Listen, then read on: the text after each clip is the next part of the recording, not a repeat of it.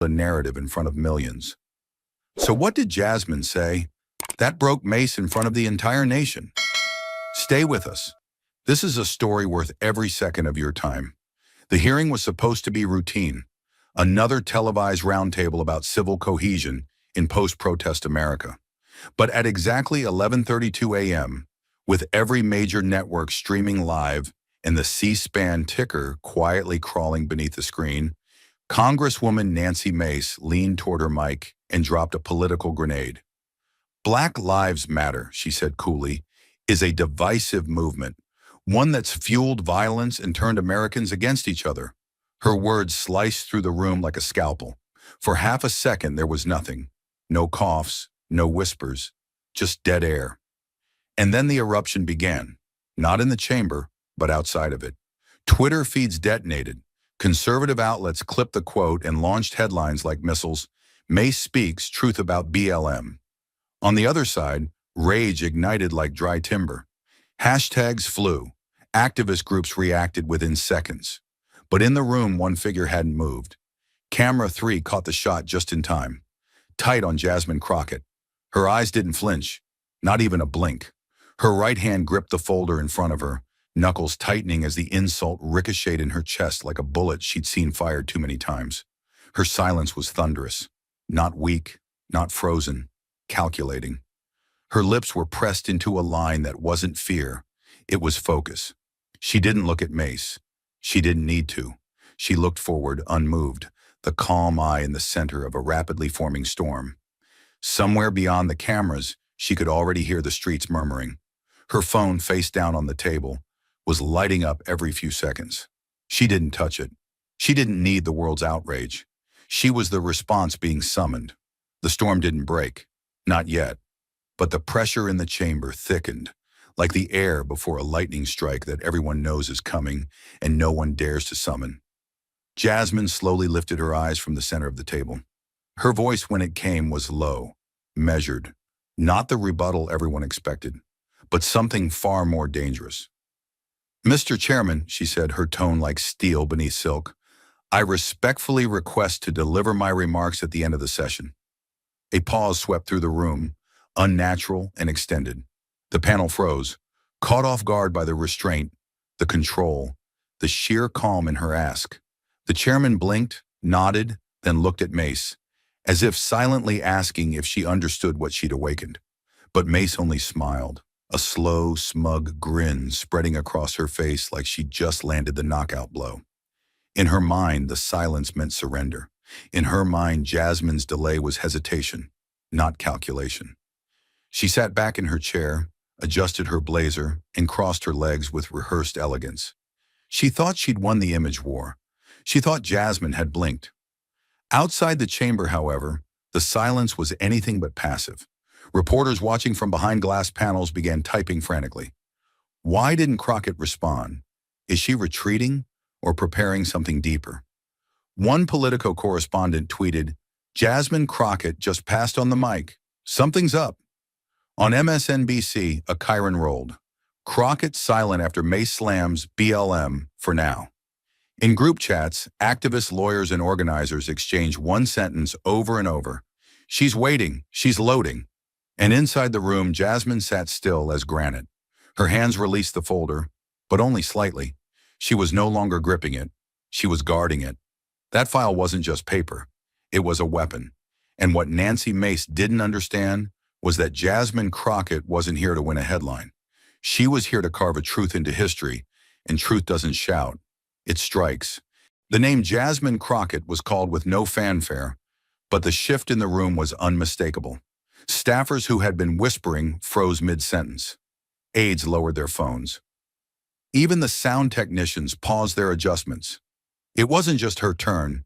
It was her moment, and the chamber knew it. Jasmine leaned forward slowly, resting her elbows on the table like she was lowering herself into the cockpit of something engineered for precision impact. She didn't need to check notes. She didn't even glance at her folder. She only looked ahead, face calm, voice quiet, but locked with purpose. It's strange, she said, the air taut with expectancy, how someone who once claimed to stand for justice now throws an entire movement under the bus. just because a few clips made it easy to lie. The sentence didn't shout, but it slapped. It exposed. The kind of line that didn't need to rise in pitch because it cut with content. The room didn't breathe, it listened. Somewhere in the corner, the lens of CNN's live feed adjusted focus, zeroing in on Mace's reaction. Her jaw tensed. Her shoulders drew inward by half an inch. Jasmine tapped a discreet button. The lights dimmed. Not dramatically, but enough to shift the attention. The wall monitor behind her glowed to life, and without warning, the first video began. The footage was raw. No narration, no soundtrack. A crowd of Black Lives Matter protesters, hands up, kneeling on a sun-bleached street in Louisville. Signs read, "Justice for Breonna." The chanting was rhythmic, mournful. Then chaos, riot police charging information, shields out, clubs swinging. A young woman screamed off camera. Another protester was tackled, head hitting the pavement with a thud so sharp the room seemed to flinch. Jasmine didn't say a word. She didn't need to. The image burned itself into the minds of everyone watching. Without a breath, the second video played.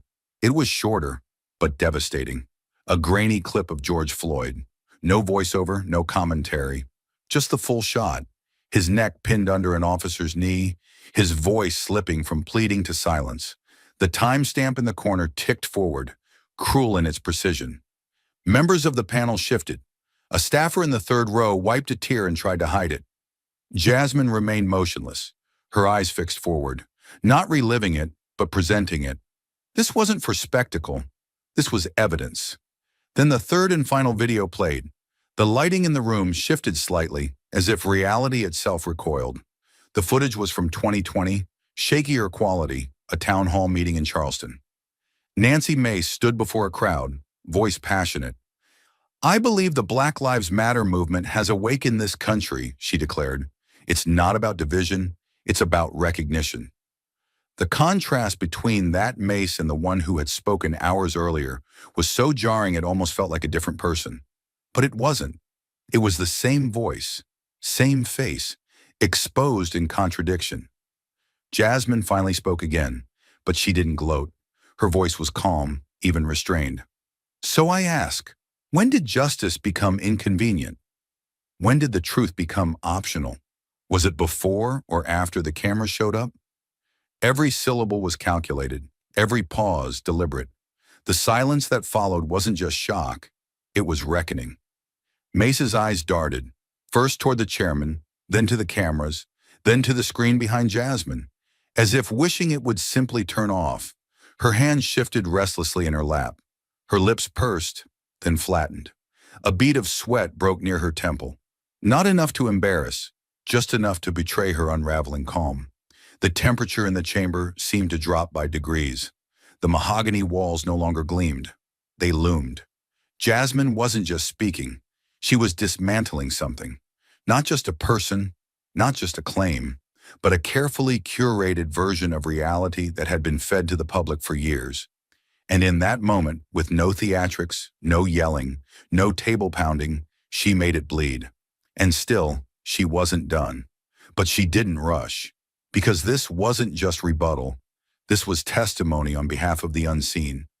And Jasmine Crockett wasn't going to let truth be rushed. Not when the lie had been broadcast with such confidence. She let the silence hold. Let it dig into everyone present. Until the room had to admit, the temperature hadn't changed. The truth had simply entered. The silence left by the last clip didn't fade. It shifted. It became something weightier, something alert, something that dared not be broken. Jasmine leaned forward, not as a performer, but as a surgeon preparing the next incision. Her fingers moved with quiet certainty as she tapped the control pad again, and this time, the screen behind her didn't show faces. It showed numbers. The title at the top, stark and bold. Unarmed Black civilians killed by law enforcement. 18-month reporting window. Then the list appeared. Names, ages, locations, circumstances. A row of columns that should have belonged to a spreadsheet, not a courtroom. But here they were, each one a scar America refused to heal. 42, Jasmine said, her voice like tempered steel. 42 Black men and women. Unarmed. Dead. She stood now, Not for drama, but necessity. She walked slowly to the monitor, the gravity of her footsteps matching the weight of each word. Shot during traffic stops, suffocated during routine wellness checks, killed while walking home. She pointed to 3 entries. 17-year-old, no criminal record, 31-year-old veteran, 25-year-old teacher, mistaken identity. In all 42 cases, no weapon was ever recovered. No threat ever confirmed. Her hand lowered, but the tension in the room did not. These aren't talking points. They're tombstones. She turned to the panel again, the blue glow of the screen reflecting in her eyes like firelight in a storm. We are sitting here debating the morality of a movement, while the bodies that birthed it are still being buried. No one looked away. No one could, because to do so would have been an act of moral cowardice, and Jasmine had cornered them in their own silence. Then she lifted another document from her folder, this time stamped with the unmistakable crest of the United States Department of Justice. The room tensed. This wasn't activist material. This wasn't media narrative.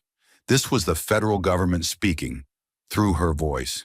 This, Jasmine said, unfolding the report so the cameras could catch the seal, is the DOJ's internal review of racial bias in law enforcement, dated just 9 months ago. She read from it directly without inflection, letting the words hang unaltered. African Americans are 2.7 times more likely to be stopped by law enforcement for non-moving violations. Use of force incidents involving unarmed black civilians remain disproportionately high compared to other racial groups, even after adjusting for crime rates and population density. She let that sit. That's not my opinion. That's your government. That's your data. Mace crossed her arms, but her hands were twitching. Subtle movements, thumb pressing into her palm, a single foot tapping in a rhythm she couldn't control. The camera saw it. America would see it. She shifted in her seat as if trying to escape the line of fire. But the truth didn't need to aim. It had already struck. Jasmine wasn't finished. She placed the report down and tapped her tablet once more. A second door in the back of the chamber opened quietly. The sound barely registered until the presence that followed did. A tall black man in a charcoal gray suit entered. No entourage, no flash, just calm, quiet composure. Jasmine didn't look back. She simply said, "This is Terrence Miller. He is a constituent of South Carolina's 1st Congressional District, Charleston." Her eyes cut toward Mace. "Your district, Congresswoman." Terrence stepped to the podium, adjusting the mic not with nervousness, but as someone who'd waited years to be heard. His voice wasn't loud. It didn't need to be. "I was arrested at 28. They said I looked like someone. That's what they told me. I had a job, a record of clock-ins. I had my phone's GPS. They didn't care." He paused, his hands clenching the edges of the podium so tightly the wood creaked. "I spent 4 years in prison for something I didn't do. No weapon, no witness, no apology when it was overturned." He looked down, not in shame, but because the memory hurt too much to face straight on. When I asked why, they said it was just a mistake. Jasmine stood still beside him, arms folded, not in defiance but in solidarity. She didn't touch him. She didn't need to. Her posture said everything. "I brought him here because the truth you've tried to bury has a pulse." The silence in the room was not empty. It was full. Full of what hadn't been said. Full of what had been ignored. And the cameras, cold, impartial, unforgiving, swung to Nancy Mace. This time, they did not catch a confident smile. They caught a woman unraveling by millimeters. Her shoulders curled inward. Her lips parted, but no words came. Her eyes flicked toward the clock, then to her aide, then back to the table. But there was no script for this. There was no pivot when the person you erased from the narrative walks into the room breathing. There was no recovery when receipts came with scars. Jasmine didn't speak again. She didn't need to. The data had landed. The voice had spoken. The image had been framed. And now the entire country was watching, not just the facts, but the face of someone forced to confront them. The air in the hearing chamber had turned dense, electric, not from theatrics, but from something far more destabilizing, undeniable reality. And Jasmine Crockett wasn't here to offer catharsis. She was here to finish what injustice started, and to drag every lie into the light. She stepped toward the screen again, eyes steady, movements slow, as if every gesture had weight. "Let's talk about violence," she said, not as a suggestion, but as a command. Her voice was calm, but carried the stillness of a gun barrel before recoil. A new graphic filled the screen, clean, sharp, irrefutable.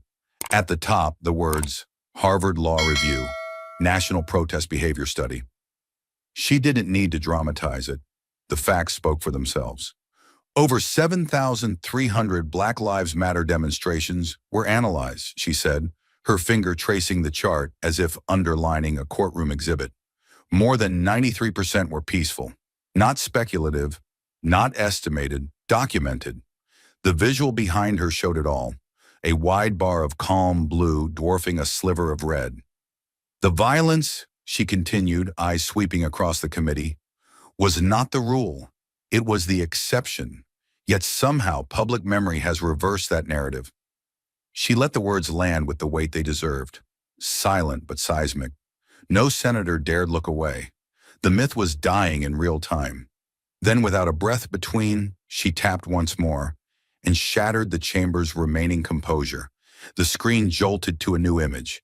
Grainy, unedited footage captured from police body cams and student cell phones.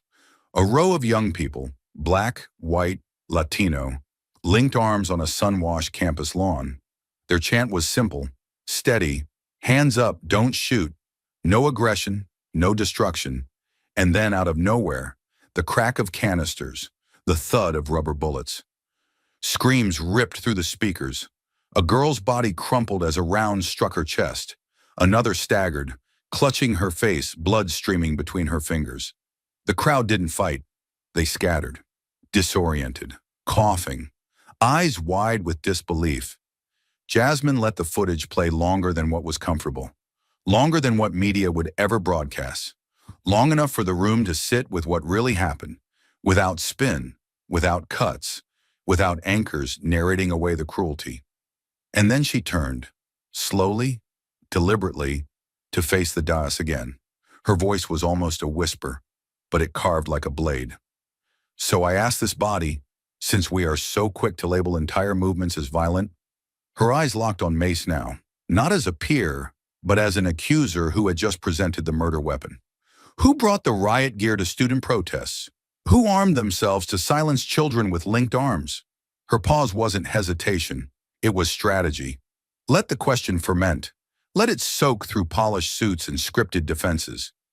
"You say Black Lives Matter promotes violence," she continued, her tone sharpening with every syllable.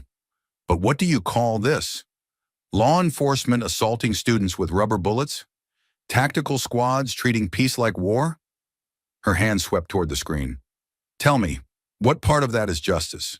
What part of that is order?" Across the table, Nancy Mace stirred. Her face, once composed, was flushed crimson, creeping up her jawline like a rising tide of regret. Her breathing quickened. Her fingers clenched beneath the desk. And then, desperation. She reached for the microphone, her mouth already opening, some reflexive rebuttal forming in her throat. But before a sound escaped, the chairman raised his hand, firm and final. "Congresswoman Crockett has the floor." 6 words that landed like a closing iron gate. The room locked back into silence. Mace's hand froze in the air before retreating awkwardly, exposed and unsteady. Her face contorted, not just in frustration, but in dawning fear. Because this wasn't political banter anymore. This was a reckoning, and she was losing control of the story. The lights caught the sweat on her temple. The camera caught everything else. And Jasmine, she didn't move. She didn't gloat. She just stood beneath the truth she had summoned and let it burn through the room like sunlight through fog. The echo of Jasmine's question about police violence still lingered in the air, like a wound freshly opened, too raw to speak over, too real to dismiss. But Jasmine Crockett hadn't come to simply wound. She came to unmask. With deliberate calm, she turned again toward the digital console and pressed a final button. This time, the chamber lights didn't dim. The screen didn't explode. It quietly came alive with the unmistakable grain and color palette of a 4-year-old C-SPAN town hall. The voice that emerged was younger, but recognizable. It was Nancy Mace, before the national spotlight had hardened her edges, before the donors, before the Fox News hits, before the pivot. The video showed her standing at a wooden podium in Charleston, hands folded, eyes filled with practiced sincerity. "Black Lives Matter," she said into the microphone, "is a legitimate cry for help from communities we failed to hear." The crowd applauded. Mace nodded, placing her hand on her heart. "This isn't about politics," she continued. "It's about listening to pain and recognizing that our system hasn't worked for everyone equally." And then the clip ended, cut with precision, no voiceover, no dramatic sting, just silence in the live reflection of the woman who had once said it, now seated in the same room, having called BLM a divisive force hours earlier. Jasmine didn't look at the screen. She looked straight at Nancy Mace. And with a voice low but unmistakably sharpened by betrayal, she asked the question that detonated through the room. "So what happened, Congresswoman?" She stepped forward, not physically but in presence. "What changed between that podium and this one?" she continued, each word a scalpel. "Was it you, or was it the people who cut the checks?" The phrasing was surgical. The delivery, controlled detonation. She didn't need to accuse. She simply invited the room to consider the cost of silence, the price of ambition. "Because from where I'm standing," she added, her voice a shade colder, "it looks like you heard their cry until someone told you it wasn't profitable to listen anymore." The room froze, not in confusion, but in dread. Every chair leaned back just slightly, as if trying to escape the blast radius of a question that couldn't be deflected, only endured. The stenographer's keys stopped clicking. A cough from the back of the chamber was stifled before it finished. No one moved, no one whispered. Even the usual buzz of media personnel had gone dead. It was the kind of silence that only follows truth, uncomfortable, undeniable, and irreversible. Nancy Mace's posture shifted, just barely. Her eyes flicked toward the exit. Her lips parted, as if some defense were forming, but it never left her throat. She reached for her water but didn't drink. A blush crept across her cheeks. Not embarrassment, but exposure. Cameras slowly zoomed in, capturing every micro-expression like forensic evidence. The moment didn't need commentary. It was commentary. A woman who once called for justice now sat, unable to defend why she'd abandoned it. And Jasmine? She didn't move. She didn't push. She let the silence stretch, as if daring Mace, or the room itself, to reclaim what had just been stripped away. Because in that moment, no one could rescue her.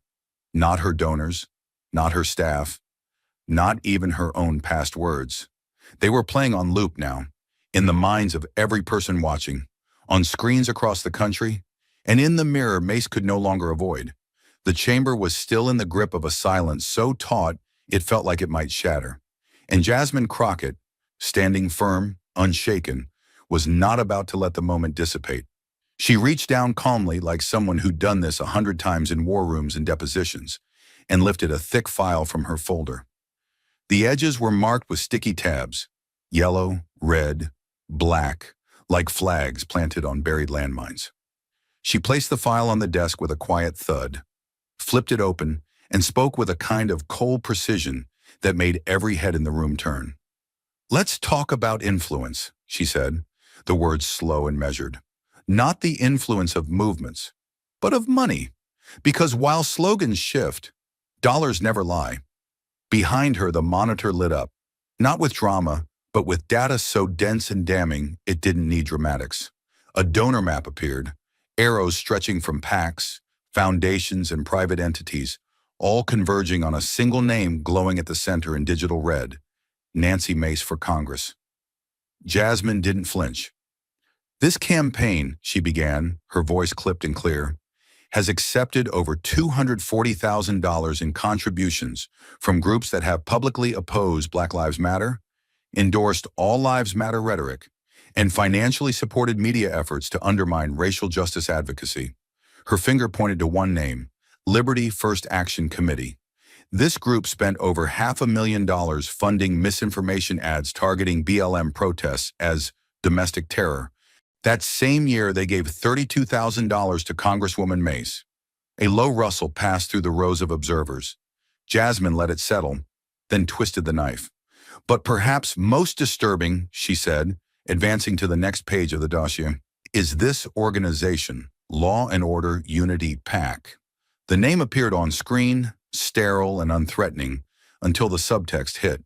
This PAC has a documented history of shielding departments under federal investigation for systemic misconduct. They lobbied to delay civil rights probes. They funded campaigns that painted police accountability as a threat to national stability. And yet, Jasmine paused, flipping to a highlighted record.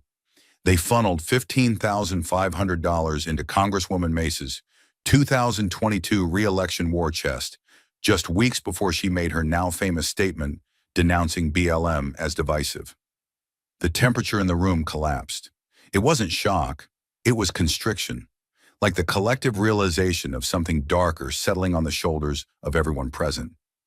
The journalists stopped typing. The aides stopped whispering. Even the security guards by the door shifted uncomfortably, sensing the gravity shift in real time. And Mace? She sat motionless. No pen in hand, no notes, no fallback expression of authority. Her lips parted for a second, then closed again. She blinked rapidly, and for the first time since the hearing began, her body language betrayed something unspinnable. Panic. Jasmine remained standing. She didn't raise her voice. She lowered it, leaned slightly forward, gaze cutting through the fog of silence. "You can say BLM is dangerous," she said. "You can call it divisive. But when you do, the American people deserve to know. Are you speaking from conviction or from commission?" She held up the record one last time, not like a weapon, but like an affidavit, a mirror. Because when your donors are the ones financing the narrative that demonizes peaceful protesters and silences systemic truth, then your outrage is not moral, it's contractual. The silence that followed wasn't empty, it was heavy. The kind of silence that falls when a system is caught watching itself in real time and doesn't like what it sees. No one moved. No one even dared shift in their seat. Because in that moment, Jasmine Crockett wasn't just cross-examining a congresswoman. She was peeling back the thin layer of civility that protected power and exposing what was festering beneath. The weight of lobbyist cash and political betrayal still hung in the room like smoke after a fire. But Jasmine knew numbers weren't enough. Receipts spoke to the head. She needed to speak to the wound. She stepped slowly to the center of the chamber, no longer standing behind the desk or monitor. Instead, she reached into her folder and lifted a small, dog-eared photo. No caption, no design, just a smiling teenage boy, framed by the faded slats of a weathered basketball court. She held it up to the room. "This," she said gently, "is Elijah Porter." The image shifted to the screen behind her, full resolution now. His smile, warm and crooked, lit up the chamber more than any politician's speech ever could. Jasmine's voice dropped into something deeper, not softer, heavier. He was 16, a sophomore, straight A's, loved comic books, loved his mother. He died 2 years ago, shot by officers during a miscommunication. No weapon, no threat, just a hoodie, a backpack, and a skin color that made him a silhouette they thought was dangerous. She inhaled, slow and pained. They fired 6 rounds in under 4 seconds. 2 hit his chest, 1 hit his face. He was walking home from school. He never even got to hear them say, "Drop it." Jasmine turned slightly toward the gallery. "And this," she said as the screen behind her flickered, "is his mother." The chamber lights dimmed slightly as a live video feed appeared. In it sat Darlene Porter, shoulders hunched, face marked with sleepless years. Her hands were folded tightly in her lap like she was holding together the pieces of herself that grief kept trying to scatter. She didn't speak immediately. She looked into the lens, not at the politicians in the room, but at the millions she knew might finally see her now. "When my son died," she said, her voice breaking in its first sentence, "I waited for someone to call, someone from the news, someone who cared." Her hands trembled. "But they told me there were no riots, no footage, that it wasn't newsworthy, just a tragedy." And then she began to cry. Not a camera-ready cry, but something primal. Her shoulders shook, her face crumpled. Her sobs came in waves, jagged and full of silence between them, as if her body had forgotten how to breathe without her son. Jasmine didn't interrupt. She stood still, spine straight, eyes wide open, letting every second drag out in full. She wanted the room to feel it, all of it, the kind of grief that doesn't land on front pages, the kind that dies quietly behind closed doors, the kind that never gets hashtags or headlines because it doesn't sell fear or fuel outrage. Just sorrow, just loss. No one moved. Not one pen scratched paper. Not one aide whispered behind a clipboard. And then the camera slowly, almost reluctantly, panned back to Nancy Mace. Her eyes were lowered, not in humility, but in retreat. Her spine, once stiff with confidence, had curved inward, like she was trying to disappear inside her own clothes. Her hands were no longer steady, her lips pressed so tightly together that the color drained from them. And though the screen beside her still displayed Darlene's face, eyes swollen, mouth still open in mourning, Mace refused to look. She stared at the table, not blinking, not speaking, not breathing. Because there are some truths so devastating, so pure, that even the architects of deflection can't survive their weight. And in that moment, beneath the image of a weeping mother and the ghost of her forgotten son, Nancy Mace met a silence no slogan could rescue her from. The stillness after the mother's testimony was not peace. It was pressure, compressed, silent, waiting to break. Jasmine Crockett, calm as ever, moved with the precision of someone holding a scalpel, not a microphone. She reached for a final file, thin, understated, but coiled like a live wire. With a subtle motion, she tapped her tablet. The microphones across the room gave a soft click, as if adjusting themselves. And then, a voice emerged. Not Jasmine's, not the chairman's, but one instantly recognizable. It was Nancy Mace, her tone informal, off-script, and completely unaware she'd ever be heard outside the shadows. "I'm just saying," came the words, grainy but unbroken. "Supporting BLM right now is political suicide. It's not worth the mess. Let someone else be the hero." A beat of stunned silence followed, and then the room erupted. Chairs shifted sharply, eyes widened. Reporters bolted upright like triggered alarms. Staffers stared at one another, with expressions that couldn't decide between shock and dread. Mace froze. The color drained from her face, as if truth had pulled the blood straight from her veins. That's not mine," she stammered, but the voice kept playing, growing even more damning. "The base doesn't want to hear about systemic anything. Stick to inflation. They'll forget the protest by November." Jasmine said nothing. She didn't interrupt. She let the recording wash over the room like a confession whispered in a dark hallway, finally dragged into the floodlights. Mace's panic metastasized. She glanced frantically at her aide, who looked just as stunned. Her mouth opened again. "This is being taken out of context." But the tremble in her voice betrayed something deeper. She recognized the trap, and she knew she'd already walked into it. The audio stopped. Jasmine leaned forward. No theatrics, no grin, no smugness, just gravity. Her voice came low and scalpel sharp. "Thank you for finally being honest, even if only behind closed doors." The words were a blade, but they didn't scream. They cut. They didn't accuse. They confirmed. Mace flinched, not from volume, but from exposure. Because nothing is more devastating than having your mask peeled off by your own mouth. No opposition talking point, no edited footage, no media hit piece. Just the truth, unscripted, and broadcast to a nation now watching not a leader, but a calculation gone wrong. There were no rebuttals, no applause, just that awful, cinematic stillness, the kind that settles in after something final has happened. Not because someone won, but because someone had finally been revealed. The chamber may have fallen silent, but beyond its walls, the political aftershocks began detonating in real time. And Jasmine Crockett's calm delivery of truth was about to become the storm America couldn't scroll past. The hearing had barely concluded when the nation's news cycle ignited like dry brush, meeting flame. Within 20 minutes, CNN broke in with a bold, all-caps Chiron. Mace caught in hot moment. Blum's stance called a political liability.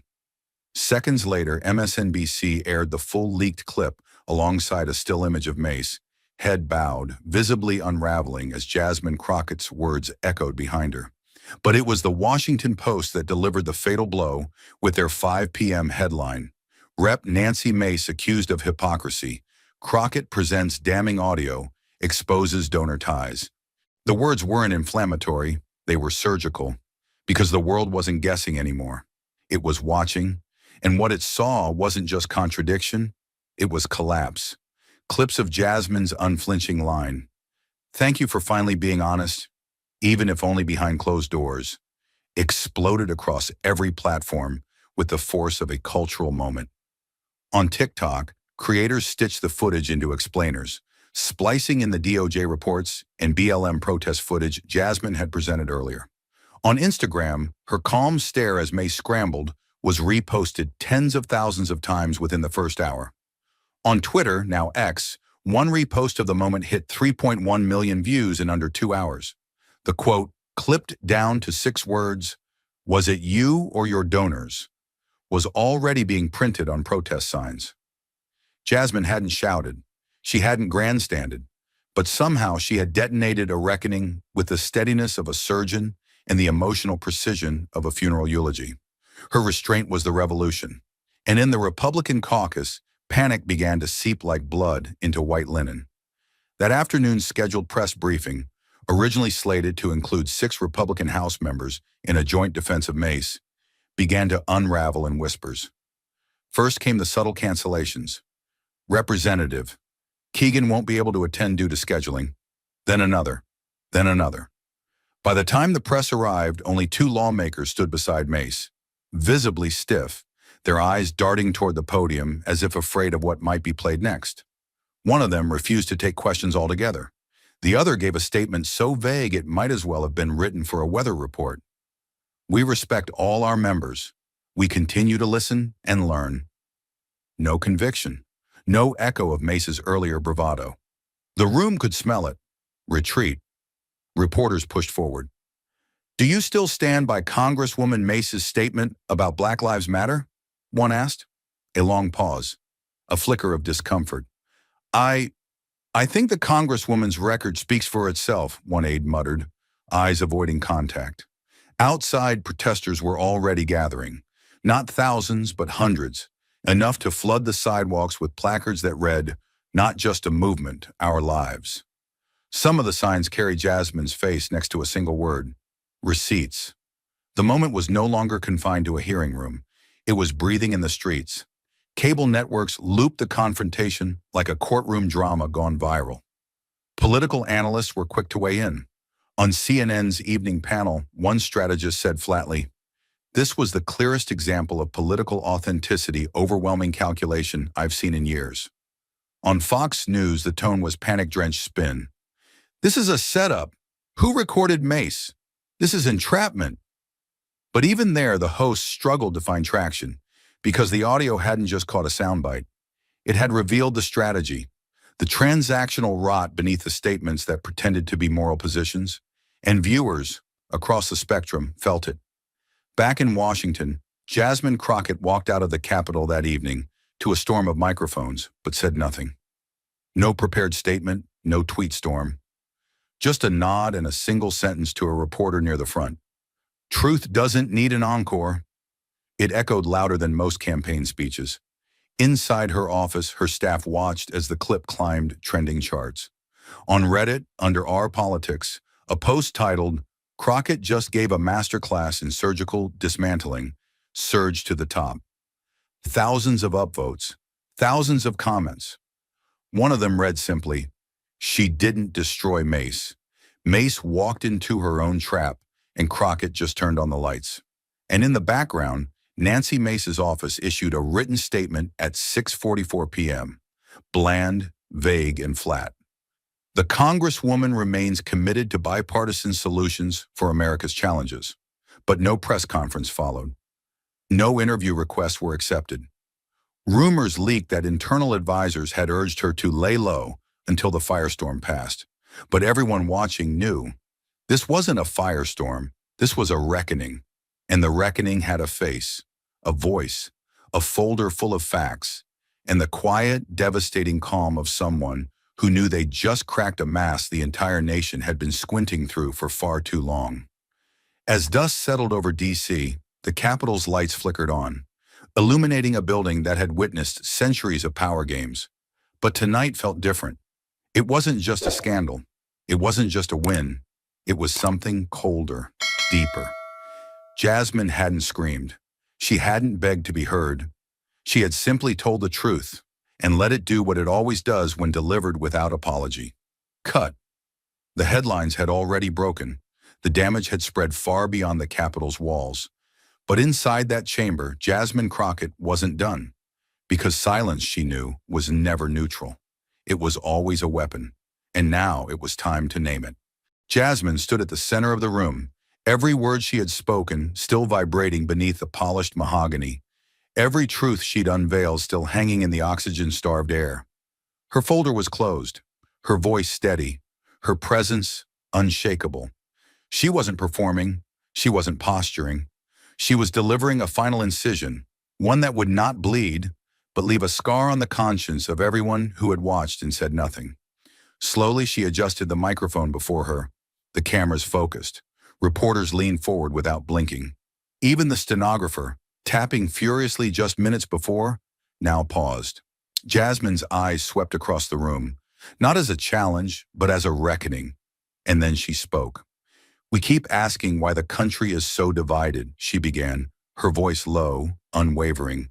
"Why justice feels so far away, why the truth keeps getting trampled by convenience." Her tone was not theatrical, but grave, like she was delivering a eulogy for something that still might be saved. "And maybe the answer," she said, "is simpler than we'd like to admit." She paused, and that pause was filled with something weightier than sound. History, raw and untended. Maybe it's not the protests. Maybe it's not the policies. Maybe it's the silence. The room shifted, a breathless murmur crawling through the gallery like wind before thunder. She let it settle, then finished. "We cannot let silence kill justice faster than bullets ever could." For a second, one suspended heartbeat, no one moved. The room felt vacuum-sealed, like all noise had been dragged out by the force of that one sentence. Then came the sound. First from the back rows, reporters, aides, spectators, then the sides. A wave of clapping, rising like the rumble before a downpour. And then, shockingly, impossibly, from across the aisle, a Republican staffer stood, hesitated, then began clapping with tight, measured hands. Another followed, and then a congressman, older, gray-templed, known for rarely breaking ranks, rose to his feet and joined them. The sound of bipartisan applause wasn't loud, but it was louder than silence, and that was the point. Even the chairman, typically stone-faced in moments of tension, bowed his head slightly, not as a signal of agreement, but as a recognition of something undeniable. Jasmine hadn't just spoken. She had indicted the silence of the entire institution. The applause wasn't political. It was human. It was the sound of guilt meeting gravity. The cameras swung back into motion, catching every angle, but one zoomed in tighter than the rest, onto Nancy Mace. Her posture had collapsed inward, not in exhaustion, but defeat. Her hands, once gripping the table with the confidence of control, now sat limp in her lap. Her eyes stared at the floor as if looking directly at the foundation cracking beneath her. The lights reflected off her skin, but there was no polish left, only a pale, rattled stillness. She didn't blink as the applause grew. She didn't move as Jasmine's words continued to echo. She just sat there, facing the consequence of her own exposure. Her mouth twitched once, like she wanted to speak, to respond, to defend. But no sound came. There were no talking points left, no safe phrases, no rescue from party allies who had either retreated or gone silent themselves. The chamber had shifted. The public had seen. The narrative was no longer hers to spin. It belonged to the voice that had filled the silence. Jasmine didn't wait for a standing ovation. She didn't raise her hands or nod in self-congratulation. She simply gathered her folder, turned, and walked away from the microphone like someone who had buried the weight of injustice at the feet of power, and knew the echo would handle the rest. The applause eventually faded. The room settled, but nothing returned to normal. Not the posture of those on the committee, not the temperature of the press, not the rhythm of Mace's breath. The silence Jasmine had condemned was now gone, and in its place, accountability had made a home. Outside the chamber, the sky over Capitol Hill had turned to steel. A storm wasn't coming. It had already arrived, and it bore Jasmine Crockett's voice in its thunder. The applause inside the Capitol had faded, but outside its marble walls, the echo of Jasmine Crockett's final words was transforming into something far more dangerous for Nancy Mace: public memory. And in her home district, that memory was no longer silent. 3 days later, in a modest community center on the outskirts of Charleston, South Carolina, the air was hot, thick with humidity and tension. Folding chairs were packed wall to wall, fans spinning helplessly overhead. Nancy Mace stood on stage with a strange smile, surrounded by an American flag, a white backdrop, and a podium that suddenly looked too tall for her. She had expected the usual handshake and photo op town hall. What she got instead was an ambush, not of violence but of facts, rage, and betrayal. The first question came from a local pastor, eyes blazing, voice unwavering. "Congresswoman, if Black Lives Matter was a cry for help in 2020, why did you call it a threat in 2024? Gas rippled through the crowd. Phones were already out, streaming, recording, archiving every twitch of her face. Mace cleared her throat, tried to smile. "I believe in law and order, Pastor Jenkins, and I also believe in accountability. Sometimes statements get taken out of context." The words died in the air. A woman in the second row stood up, gray-haired, holding a framed photo of her son. "They didn't take your voice out of context," she said. "They recorded it." Applause broke out, sharp and immediate, like a thunderclap inside a pressure chamber. Mace looked down. Her aide passed her a note. She didn't read it. She knew there was no script that could save her now. From there, it spiraled. At a veterans roundtable the following day, a retired Marine confronted her with a stack of receipts, campaign donations from PACs that had actively lobbied against police reform. "You served on armed services, ma'am," he said, voice steady but lethal. "You know what it means to take an oath. So tell me, when you accepted that money, who were you really serving?" Mace tried to pivot, tried to shift to small business policy, but the crowd wasn't interested in bullet points. They wanted blood. She was no longer their representative. She was a symbol of everything they'd been told was complicated, but now saw clearly: betrayal wearing pearls and a party badge. The fury didn't stay confined to public meetings. It spilled into Charleston streets. On the steps of City Hall, under gray skies and a looming camera crew from NPR, local organizers launched the Not in Our Name coalition, a grassroots resistance campaign aimed specifically at unseating Mace. Flyers appeared overnight, posted on telephone poles and car windshields. She turned her back when it mattered most. Black and white posters showed a split image. One side was Mace at the 2020 rally, quoting BLM. The other, a still frame of her during the leaked audio playback, shoulders sunken, eyes hollow. The headline above read, "Which Mace will you elect?" It was simple, devastating, viral. Churches joined in. Community organizers who once stood on the fence now held meetings in basements and barbershops, coordinating call banks and voter outreach. Local activists canvassed neighborhoods with portable speakers playing audio clips from the hearing. One car drove slowly through downtown Charleston with a billboard strapped to its roof and Crockett's voice blasting from the windows. "We cannot let silence kill justice faster than bullets ever could."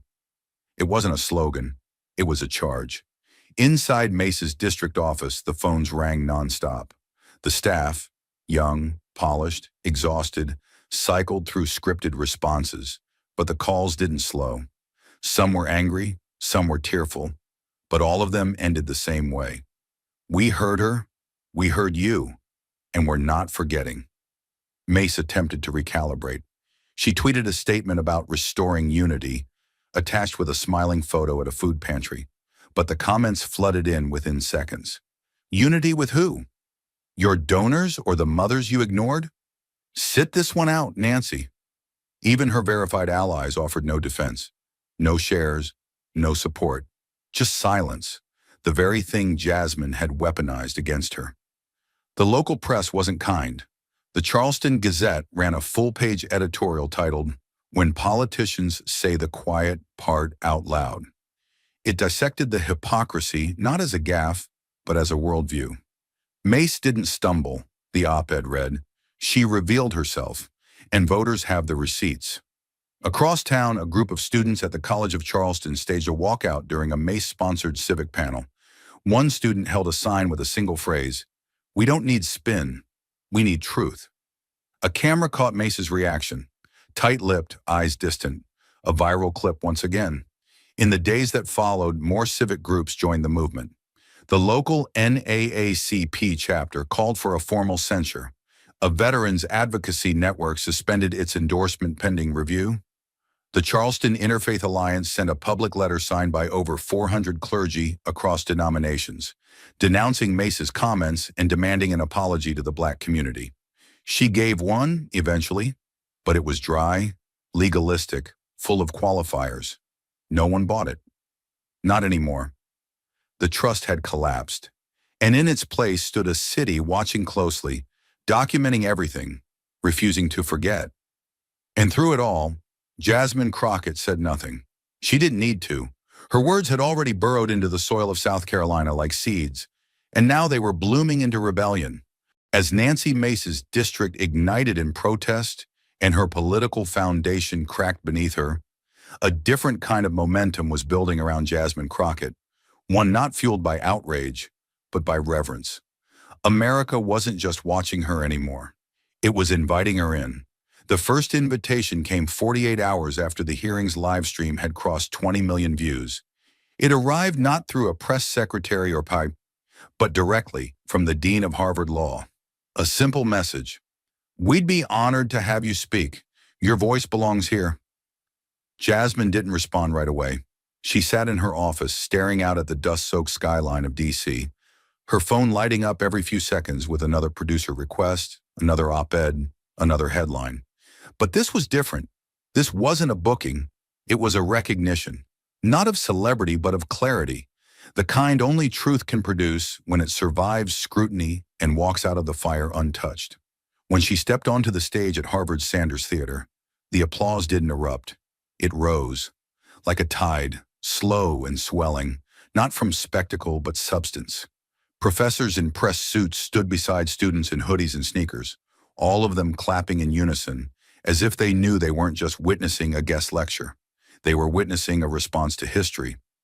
Jasmine didn't smile for the cameras. She didn't scan the crowd for validation. She walked to the podium with the same calm that had dismantled a congressional lie days earlier. And when she reached the mic, she paused, not to gather herself, but to let the weight settle. She began not with a headline, but with a name. "Elijah Porter," she said, and the room inhaled. She told the story again, not for politics, not for press, but because the story deserved to be heard in a place that still claimed to produce leaders. She moved through the timeline, not dramatically, but with surgical precision, showing how facts get buried, how footage gets framed, and how justice drowns in a silence engineered by people who fear its volume. "They told me to sit down. They told me not to make it personal," she said, eyes sweeping the balcony. "But when children are dying and mothers are crying and no one reports it because it won't get clicks, then silence is personal." A pause. Silence is complicity in a suit. The applause that followed was thunderous, not a standing ovation out of obligation, but out of release. Professors wiped their eyes. A former judge stood in the back, hands trembling as he clapped. And when Jasmine stepped off that stage, she wasn't escorted out as a guest. She was surrounded. Students crowded her, not for selfies, but to ask, "What do we do next?" Not "How did you do it?" but "Where do we take this?" And Jasmine answered the same way she had in Congress, not with sound bites, but with blueprints for resistance. She didn't offer hope. She offered strategy. That night, CNN ran a one-hour special titled "The Reckoning, Jasmine Crockett and the Age of Accountability." It opened with a shot of her walking through Harvard Yard in a navy coat, flanked by law students who walked not behind her, but beside her. Across America, networks scrambled to book her. MSNBC aired an entire Sunday segment called Crockett Unfiltered, which went viral not for drama, but for its closing moment. Jasmine looked straight into the camera and said, "We keep asking the system to be fair, but maybe the question isn't about fairness anymore. Maybe it's about whether we're ready to stop asking and start demanding." That clip was replayed across 6 networks within a day. Even the networks that had once ignored her began to pivot. ABC's Nightline invited her for a primetime conversation. CBS ran a profile piece that opened with her walking through her childhood neighborhood. Low income, over-policed, and, as she put it, always invisible until someone bled. But the interview didn't center on trauma, it centered on strategy. "You didn't just expose a congresswoman," the interviewer said. "You exposed an entire machine." Jasmine nodded. "I didn't bring it down," she said. "I just showed people where the cracks were." At The View, where the hosts were known for light commentary and rehearsed conflict, Jasmine arrived to a standing ovation, not from the audience, but from the panel itself. Even the most cynical host admitted on air, "We're so used to people dancing around the truth. You walked in with it and dropped it on the table." Jasmine smiled, not out of pride, but out of exhaustion. "I didn't want to be the one to say it," she replied, "but too many people have paid for my silence." And yet, for all the stage lights and studio backdrops, it wasn't the networks that defined her moment. It was the people, the ones whose pain never made it to broadcast. They began sending her letters, handwritten ones, some from mothers, some from inmates, one from a retired officer who wrote, "I was the problem. Thank you for showing me how I became it." Her team started receiving poetry, art, and audio clips from students reciting her words like scripture. In Detroit, a teacher played her speech to a classroom of 12-year-olds. In Oakland, a church printed her Harvard quote on a banner and hung it above the pulpit. In Tulsa, a protester carried a sign that read simply, "Because she didn't blink, I won't either." And through it all, Jasmine kept moving, not to capitalize, but to mobilize, not to bask, but to build. Because she knew fame could fade, but impact, when forged in fire, would not.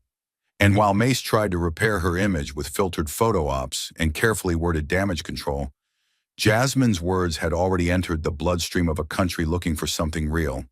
Not polished, not rehearsed, real. She didn't need to shout anymore. The world was already listening, and now it was following. She had stood on some of the nation's grandest stages, lit up television screens, and ignited a movement. But when the cameras dimmed and the world asked the question it had been waiting to ask, Jasmine Crockett's answer came not with noise, but with clarity that cut like glass. The interview took place in a quiet studio, no cheering crowds, no roaring applause, just the soft hum of stage lights and the low rustle of makeup brushes being tucked away. Jasmine Crockett sat across from a veteran political journalist, the type known more for grilling senators than offering praise. But tonight, there was no ambush. There was only curiosity. The camera zoomed in as the host leaned forward, fingertips pressed together. "Congresswoman Crockett," he said with deliberate care, "many people have praised your composure during the hearing, but some also asked, why didn't you respond immediately when Mace first made that remark? Why not shut it down in the moment?" For a brief second, Jasmine said nothing. She just tilted her head slightly, eyes narrowing, not in offense but in calculation. Then came the smile, not wide, not performative, a small, private curve of the lips, like someone holding back a fire until the room could handle its heat. "Because justice," she said, her voice low and razor sharp, "doesn't need to scream." She paused, letting the weight of that one line settle before continuing. "It needs truth, and truth doesn't always punch fast. It waits, it builds, it watches. And then, when it's ready, it drops the floor out from under a lie." The room fell still, the camera catching every flicker of emotion in her eyes. "I knew she had built her defense on performance," Jasmine said, "and I wasn't there to play her game. I was there to end it." The journalist blinked, stunned silent for a moment, before nodding slowly. Across the country, millions watched that answer unfold in real time. Clips of it were replayed before the hour was up. But the most striking thing wasn't the words themselves. It was how still Jasmine remained as she said them. No dramatics, no gesturing, just that quiet, calibrated force she had carried through every hearing, every headline, every televised confrontation. She didn't radiate confidence. She radiated conviction, the kind forged by fire, not cameras. The interview moved on, but that quote became its own story. Within hours, media outlets blasted the line across their banners. Justice doesn't need to scream, it needs truth. It wasn't a slogan, it was a statement of method, of strategy, of control. Across law schools, it was dissected. In classrooms, it was played. On cable news, it was quoted by hosts who had once written her off as just another partisan firebrand. Not anymore. Jasmine Crockett had changed the tone of a national conversation, not by yelling louder, but by refusing to fight fire with fire. Instead, she let the heat rise until the facade on the other side crumbled on its own. As the segment ended and the studio lights dimmed, Jasmine remained seated a moment longer. No hurry, no celebration. She thanked the host, shook hands with the producers, and stepped quietly into the hallway, her heels clicking against the polished tile. Outside, night had fallen over Washington, but it was the kind of night that felt watched. A car was waiting for her. So were 3 texts from civil rights attorneys, 5 new interview requests, and a quote trending on 3 platforms. But she didn't look at her phone. She just glanced up at the Capitol dome in the distance, lit up in the dark like an idea that still refused to die, and exhaled. The next day, newspapers across the country ran retrospective headlines. One sentence, one collapse. Crockett's calm burns through Mace's theater. Pundits tried to frame it as a viral moment, but that wasn't the truth. What had happened wasn't viral. It was inevitable. For too long, people like Jasmine Crockett had been told to wait, to moderate, to soften their tone. But she hadn't softened. She had sharpened. She hadn't waited for justice. She had become its evidence. And yet the country itself remained divided. The coast leaned in and applauded. The heartland bristled or deflected. In one town hall, a local sheriff tried to call her too radical. In another, a college student called her the only one who made sense. America didn't shift overnight. It didn't cleanse itself in one hearing or one headline. The same rifts remained: systemic inequality, selective outrage, moral amnesia dressed as moderation. The nation was still struggling with who got to speak and who got to be believed. But one thing was no longer uncertain. A lie had died on live television, and the woman who buried it hadn't needed to raise her voice to do it. That moment, played across televisions, podcasts, and congressional summaries, became more than a confrontation. It became a mirror, a reckoning, a warning. Jasmine's words would not end the division, but they did something almost as dangerous. They exposed its architects. And in a country that had spent decades rewarding volume over value, flash over fact, and spectacle over substance, that was the most revolutionary act of all. In the aftermath of headlines, applause, and exposed hypocrisy, what lingered was not just a political victory, but a lesson carved from the silence Jasmine refused to accept and the truth she dared to say aloud. The story was never just about one confrontation, one quote, or one fallen mask. It was about something far more human and far more dangerous to the systems built on pretending otherwise. Jasmine Crockett didn't win by outshouting her opponent. She won by holding a mirror to a country that had learned to look away from pain unless it was packaged for profit. The lesson wasn't in the triumph. It was in the restraint, in the way she let a grieving mother speak louder than statistics, in how she gave silence a voice that couldn't be muted. Justice, she reminded the nation, does not arrive dressed for television. It arrives trembling, inconvenient, and uninvited. And it takes people willing to risk being underestimated to open the door. In a world addicted to outrage, her calm became rebellion. In a system addicted to denial, her truth became a crack in the armor. And for every child whose name never made a headline, for every mother who was told her loss wasn't newsworthy, Jasmine Crockett didn't just speak, she made the country listen. Thank you for watching until this moment, and for standing with us on this journey for justice. Your support means everything. Like, subscribe, and turn on notifications so you never miss what's next. And we'd love to hear your thoughts. Leave a comment below and let us know what moved you most in this story. Together, our voices make a difference. In a packed congressional hearing room, broadcast to over 14 million viewers, Congresswoman Jasmine Crockett confronts White House Press Secretary Caroline Leavitt. After Leavitt's team allegedly doctored a 6-second video to paint Crockett as anti-American. With 327,000 demands for Leavitt's resignation and internal emails proving the clip was edited under her direct orders, Crockett rises, not to defend herself, but to expose a government-led smear campaign. The air cracks as a hidden USB is played before Congress, revealing the full speech they never wanted the public to hear. Two women, one weaponized lie, a nation on edge. If the truth can be edited this easily, then who's really controlling the story America believes? Stay with us. This is a story worth every second of your time. Under the piercing white lights of the Fox News studio, the atmosphere crackled with orchestrated urgency. The anchor leaned forward, eyes narrow, voice slow and deliberate.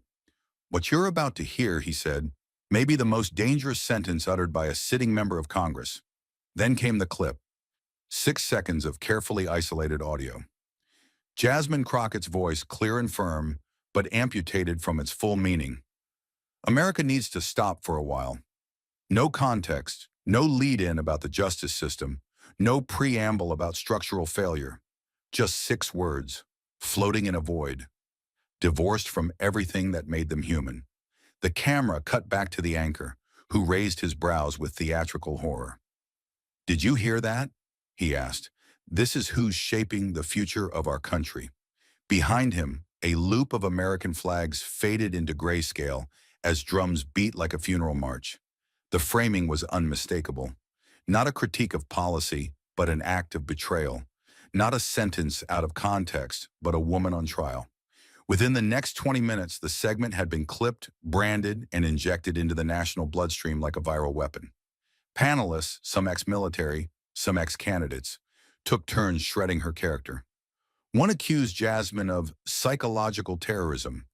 Another compared her words to propaganda from hostile regimes. "We bomb countries for less," one muttered. The studio erupted in laughter. But beyond the screen, a darker mechanism had already been activated. Opinion blogs and radio shock jocks echoed the line verbatim, stripping away the last traces of journalistic skepticism. Political operatives saw blood in the water and moved swiftly. A coordinated media surge flooded every time slot with accusations. Is Jasmine Crockett the most dangerous woman in Washington? Headlines weren't questioning, they were prosecuting. By nightfall, Jasmine's office had received over 1,000 threatening messages. Her staffers were rattled, phones ringing nonstop, voicemails overflowing with fury. Local law enforcement advised enhanced security. Her mother called in tears. But perhaps worst of all was what played out inside the halls of Congress. 3 Republican lawmakers, each with ties to Fox contributors, stood before the press with solemn faces and trembling scripts, calling for a full investigation into Jasmine's seditious rhetoric. One waved a printed transcript of the 6-second clip as if it were a smoking gun. "This is not political theater," he said. "This is a matter of national security."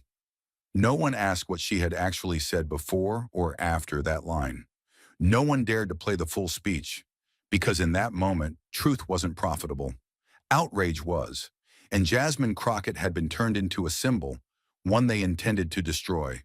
And just as the lie took root in the minds of millions, it was given something far more dangerous than oxygen. It was given legitimacy, not by anonymous trolls or late-night pundits, but by the voice of the federal government itself. The James S. Brady Press briefing room was packed, dozens of reporters shoulder to shoulder, red tally lights blinking atop camera rigs like sniper scopes. The mood was brittle. Whispers of Crockett crackled through the air like static. Then the door opened, and Caroline Leavitt stepped to the podium with the composure of someone who knew exactly what kind of power she was about to wield. She adjusted the microphone. Her smile was absent. Her tone was surgical. "Let's be clear," she began, her voice slicing through the room. Congresswoman Jasmine Crockett's remarks are not just troubling, they're toxic. Her words landed like gavel strikes. Dangerous, reckless, the kind of rhetoric that emboldens enemies abroad and destabilizes faith here at home. She paused long enough for every camera to lock onto her face, and then came the sentence that sealed the narrative. No one who loves this country speaks like that. She didn't shout it. She didn't need to. The weight of the White House was behind every syllable. With that single line, she had transformed a distorted soundbite into a national security indictment. There were no follow-up questions, no pushback, no clarifications, just the low, humming noise of laptop keys and the clicking of lenses, capturing the moment that fiction became federal policy. Minutes later, the official White House X account posted the 6-second clip. No context, no transcript, no attempt at balance. Just the doctored sentence, broadcast from the most powerful account in American politics. Beneath it, the views exploded like a detonation. 1 million in 8 minutes, 3 million in 25. Every retweet, every share, every cold-hearted endorsement pushed the lie deeper into the bloodstream of the nation. Newsrooms echoed it, cable segments replayed it, and within Jasmine's own party, silence became a shield. Some aides on Capitol Hill quietly unfollowed her. Others asked her staff behind closed doors, "Is this real?" Her integrity wasn't being questioned, it was being publicly executed. And Caroline Leavitt had fired the shot, not with anger, but with precision. Not with a gun, but with a podium. And as the official White House account etched the lie into digital stone, Jasmine Crockett found herself boxed into a corner not of her own making, labeled a traitor by the very institution she served, denied even the decency of a full sentence. She had been reduced to a soundbite, and now she was about to risk everything to reclaim her voice, live unfiltered under the glare of the nation's judgment. Inside the CNN studio, the lights didn't just illuminate Jasmine, they dissected her. Every movement, every blink, every breath was broadcast in high definition to millions waiting to see whether she would crumble, stutter, or snap. But she didn't. She sat perfectly still, her hands folded, the storm in her chest hidden behind armor forged in congressional crossfire. When the host prompted her with the expected, "Congresswoman, did you really say?" she didn't flinch.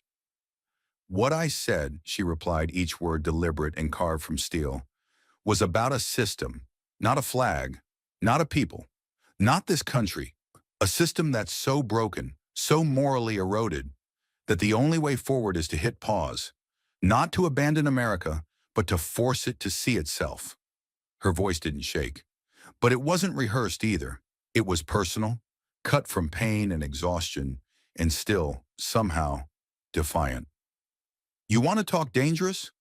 What's dangerous is letting people weaponize my words while ignoring the machine I was trying to expose." The camera lingered on her face, but no Chiron could contain what she was unleashing. The host remained respectfully silent, letting the moment breathe. Across living rooms and waiting rooms, viewers shifted in their seats, not out of disagreement, but discomfort. Because what Jasmine had done was peel back a truth many preferred to ignore. But the fight wasn't fair. She knew that. Support began to trickle in, messages from activists, lawyers, even a few journalists. But they were soft, fleeting, and cautious. Meanwhile, the disinformation machine kept roaring. Her inbox overflowed with threats. Her voicemails bled with venom. And worst of all, the core accusation remained intact. Because the edited clip, still stood unchallenged by hard evidence. She was telling the truth. But in a war of perception, truth without receipts was just noise. And Jasmine Crockett was running out of time. But as the pressure mounted and the truth continued to drown beneath a flood of manufactured outrage, Jasmine Crockett realized that words, no matter how righteous, were no longer enough. It was time to act. Not to defend herself, but to go on offense. Under the harsh fluorescence of her Capitol Hill office, Jasmine stood over her desk like a general preparing for battle. The room was silent, save for the ticking of a minimalist clock and the distant hum of the evening traffic beyond the bulletproof windows. Her chief of staff watched nervously as she signed the final page. a formal, scathing letter addressed to the chairman of the House Committee on Communications and Digital Integrity. The ink wasn't even dry when she snapped the folder shut and said coldly, "Send it now." The letter was a live grenade. In it, she laid out a detailed case accusing the executive branch, specifically the Office of the Press Secretary, of manipulating federal communication channels to knowingly spread doctored media. It wasn't a complaint, it was a declaration of war. She didn't just call for an inquiry, she demanded it. And more than that, she named Caroline Leavitt personally, not as a staffer, not as a passive participant, but as the architect of the deception. The letter was uploaded to the public congressional record an hour later. The fuse had been lit. Within minutes, the media caught wind. Journalists scrambled. The New York Times ran a late-night headline: "Crockett demands federal hearing. Leavitt named in media manipulation scandal." Cable news desks buzzed with the sound of emergency producers. Meanwhile, inside conservative circles, the reaction was immediate and venomous. They called it a stunt, a distraction, an act of desperation. But it didn't matter. Jasmine wasn't bluffing. She wanted a hearing, televised, under oath, with subpoena power. She wanted Caroline under the lights, without the podium, without pre-written talking points. Just her, a chair, and the truth. This wasn't a cleanup job, it was a reckoning. And Jasmine Crockett had just fired the first legal shot in a battle that would pull the curtain back on the darkest corridors of American media power. And as Jasmine's letter ignited a political firestorm, the machine she had challenged responded, not with silence, but with a polished face and a performance meticulously engineered for the cameras. Caroline Leavitt walked into the congressional hearing chamber, not like someone under scrutiny, but like someone arriving to accept an award. Her heels clicked with purpose on the marble floor, echoing louder than the whispers that trailed her. She didn't blink at the protest signs outside or the flashes from press cameras lining the corridor. Instead, she greeted chaos with a serene smile. Measured, curated, insincere. Seated at the witness table, she radiated composure, like a pageant queen reciting answers she'd rehearsed in a mirror.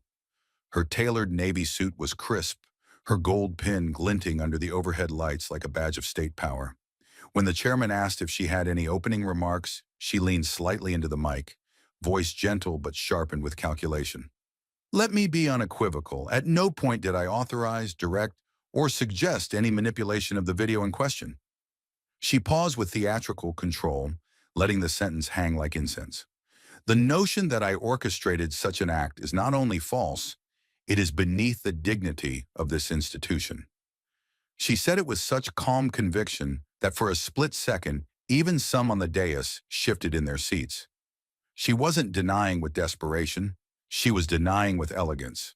Her eyes drifted toward the camera, not the committee, not the public record, but the broadcast. She knew where the real trial was happening, and then she delivered the line that would dominate headlines by noon. "I believe in transparency, I believe in truth, but I cannot be held accountable for what others choose to interpret from publicly available information." It was brilliant in its ambiguity, disavowal without responsibility, apology without admission, and it landed like poison disguised as perfume. Jasmine watched her closely from across the chamber, not blinking, not breathing, not buying a single word. Because in that moment, she understood. Caroline wasn't here to testify. She was here to perform innocence, while hiding behind every loophole power could afford. But as Caroline's polished denials flowed like a perfectly rehearsed aria, Jasmine Crockett didn't flinch, didn't interrupt, didn't even blink. Because she hadn't come to match performance with performance, she had come to detonate it. The room held its breath as Jasmine, without a word, reached down and slowly lifted the thick, navy blue binder resting beneath her desk. No theatrics, no grand gesture, just a deliberate motion, quiet as a loaded chamber. She placed it on the table with a dull, heavy thud that echoed louder than any gavel. Fingers precise, eyes steady, she flipped open the cover, revealing a stack of documents, neatly tabbed, cross-referenced, time-stamped. The room shifted. Staffers leaned in. C-SPAN cameras zoomed. The binder wasn't just thick with paper. It radiated tension, as if the truth itself had been compressed and sealed inside. Jasmine didn't speak. She let the gesture breathe, weaponizing silence more effectively than any speech. Across from her, Caroline's confident mask twitched, barely but visibly. And in that microscopic fracture, Jasmine saw what she needed, the first ripple in a wall of lies. The moment before the storm broke, and in the moment that Binder hit the table, the illusion began to fray. Not with shouting, but with the cold precision of evidence preparing to draw blood. Jasmine reached into the inner pocket of her blazer and pulled out a small matte black USB drive. No label, no markings, just purpose. She held it up between her fingers, steady as stone, then turned to the chairman and said with quiet authority, "This contains the full recording, unedited, uninterrupted, and uncorrupted." Her voice didn't rise, but it sliced through the chamber like glass. Gasps rippled across the room. Not dramatic gasps, but the sharp intake of breath that follows the smell of gasoline before the first spark. Caroline blinked twice. Her attorneys shifted. Staffers exchanged glances. The chairman looked toward the committee clerk, nodded once, then spoke into the mic. "Congresswoman Crockett has submitted a primary source of material relevance. With consent, it will now be played for the record and for the public." A low hum rose as screens lowered from the ceiling, monitors flicked to life, and C-SPAN's feed went live to the nation. Every lens turned toward a single file, locked and loaded. This wasn't just video. It was testimony, vindication, and confrontation compressed into digital truth. And in that split second before the clip began, you could hear it, the silence of power holding its breath.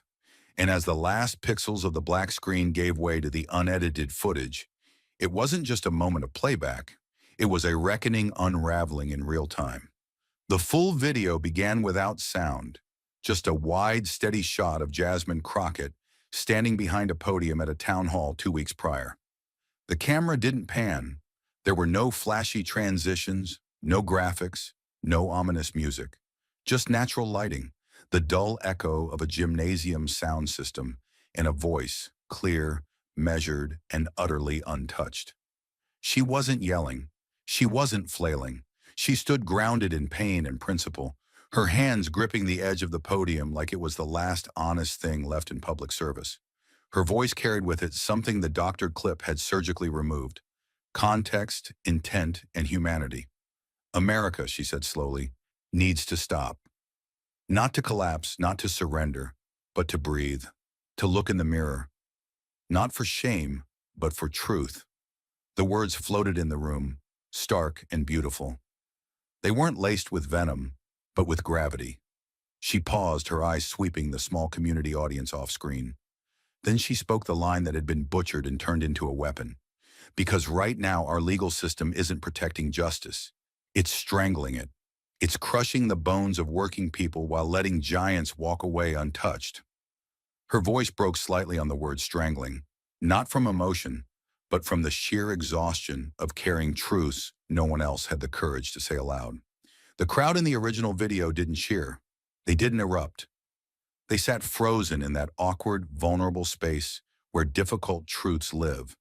The kind of silence that comes not from discomfort, but from recognition. The entire room, the real room, the hearing chamber, was transfixed. Not a single cough, not a shuffle, not even the hum of a phone vibrating could break the weight now settling in the air. This wasn't opinion anymore. This was fact, and it sounded nothing like the caricature Caroline Levitt and her media machine had manufactured. "On screen," Jasmine continued, her tone unwavering, "if we can't stop long enough to fix what's broken, then what are we preserving? A flag, a song, a set of myths? Or do we still believe that liberty and justice are more than branding?" The power of her original message was disarming, not because it was incendiary, but because it was precise. She wasn't condemning the country. She was demanding it live up to its promises. Back in the hearing room, jaws were slowly unclenching. Aides who had come prepared to rebut started flipping through binders, realizing they had brought knives to a trial of conscience. A senator on the far end of the dais, who had once smirked during Caroline's press conference, now stared dead ahead, face drained of color. One congresswoman, silent until now, slowly removed her glasses and folded her hands. The screen, still playing the raw footage, gave one final blow. We are not betraying America by calling out its flaws. We betray her when we pretend they don't exist. Then came the silence. No applause, no slogans. Just the image of Jasmine stepping back from the podium, the camera panning away, and the screen fading to black. The stillness that followed was more damning than 1,000 accusations. Because it wasn't just the audience in that chamber who had witnessed the truth. It was the millions watching live across the country. The same Americans who had been fed the surgically altered version, who had been told she hated the nation, who had been instructed politely, repeatedly, convincingly to fear her. And now they saw it. The crime wasn't what Jasmine had said. The crime was what had been done to what she said. A congressional aide near the media bench looked over and whispered, "That's not the same speech." The chair of the committee shifted uncomfortably. Someone cleared their throat, but no one dared speak first. The lie had died, but it hadn't gone quietly. It had died under a microscope, with every inch of its ugliness exposed. Caroline, seated just feet away from Jasmine, tried not to move, but the flicker in her eyes betrayed what her body refused to admit. The ground beneath her narrative was collapsing, and Jasmine, still seated, still silent, did nothing. She didn't gloat. She didn't blink. She just breathed. For the first time in days, maybe in weeks, she allowed herself that luxury. Because for the first time, the full truth had been heard. Not twisted, not filtered, not sliced into fragments, but whole. And in a nation addicted to outrage, there was something revolutionary about simply showing what really happened. No dramatics, no monologue, just a file, just facts, just everything the lie tried to erase. And now, it was their turn to explain. And just as the room sat in stunned silence, still reverberating from the weight of the unedited truth, Jasmine Crockett moved, not with triumph, but with terrifying precision. She didn't raise her voice. She didn't lean into the theatrics. She simply reached into her binder and pulled out a single crisp sheet of paper, its surface gleaming faintly beneath the hearing room's sterile fluorescent lights. The weight of that paper wasn't in its thickness. It was in what it carried: intent, motive, authorship. She slid it across the table toward the committee clerk with the same care one might use to place evidence on a crime scene. Her voice, when it came, was cool and unyielding. "Mr. Chairman," she said, her tone stripped of everything except purpose, "this internal memo was forwarded to my office by a source within the Executive Communication Office. It was marked priority level execution. I ask that it be entered into the official record." All eyes turned as the contents of the email lit up the hearing room screens in sharp, unforgiving resolution.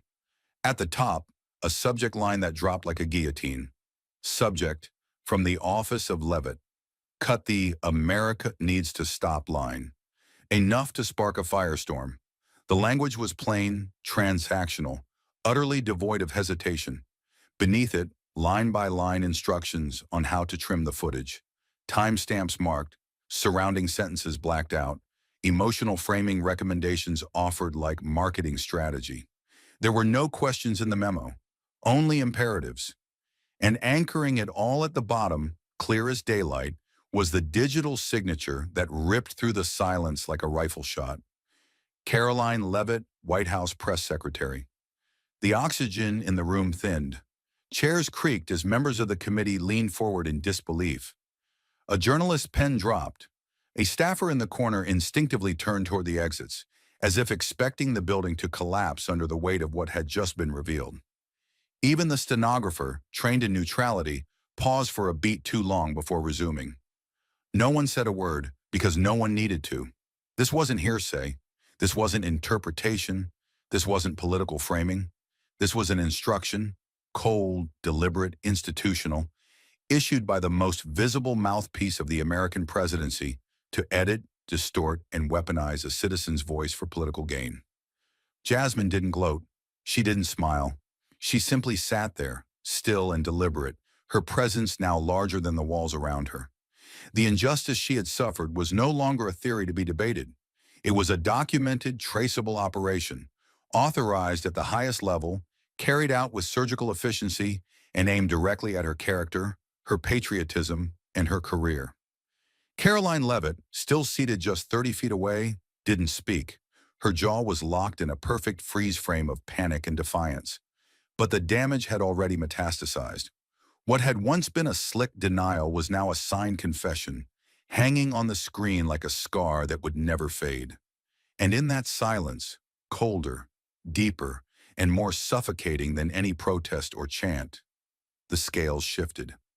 Not because Jasmine Crockett had shouted louder, but because she had done what truth always does when finally allowed to speak in full. She ended the lie. And just when it seemed the tide had fully turned, when Caroline Levitt's signature hung damningly on the screen and the chamber had been forced to inhale the stench of deliberate distortion, Jasmine Crockett delivered one final move. Not a flourish, but a strike that had been waiting in the shadows. Her tone didn't rise. She didn't gesture. She simply spoke with the calm of someone who knew the truth had backup. Mr. Chairman, I request the committee now hear from a corroborating witness. He served within the White House's Media Strategy Division until recently. His name is Daniel Pierce. Gas didn't erupt. They imploded, quiet but seismic. The doors at the back creaked open, and a tall, pale man in a charcoal suit stepped into view. He wasn't dressed for theater. His expression was not that of a hero, but a survivor. Tight-lipped, eyes hollowed by the kind of fear that doesn't leave when you clock out. As he raised his right hand and swore his oath, the stillness of the room deepened. Caroline didn't look at him. She couldn't. Pierce's voice was brittle at first, like glass trying to hold weight, but it didn't shatter. I was a junior strategist under the Office of the Press Secretary, he began, tasked with preparing multimedia content for public channels. He cleared his throat, his hands trembling slightly as he gripped the microphone. Roughly 48 hours before the clip of Congresswoman Crockett was posted, I was called into a closed-door meeting with senior staff. Caroline Levitt was present. She said, and I quote, "Cut it down to 6 seconds. That's all people need. If we let the rest play, it'll lose its punch."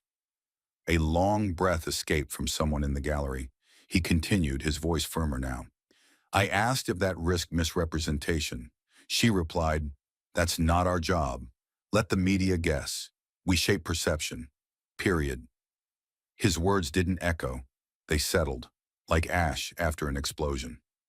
The committee members, moments ago wrestling with the implications of a signed directive, now faced its living execution.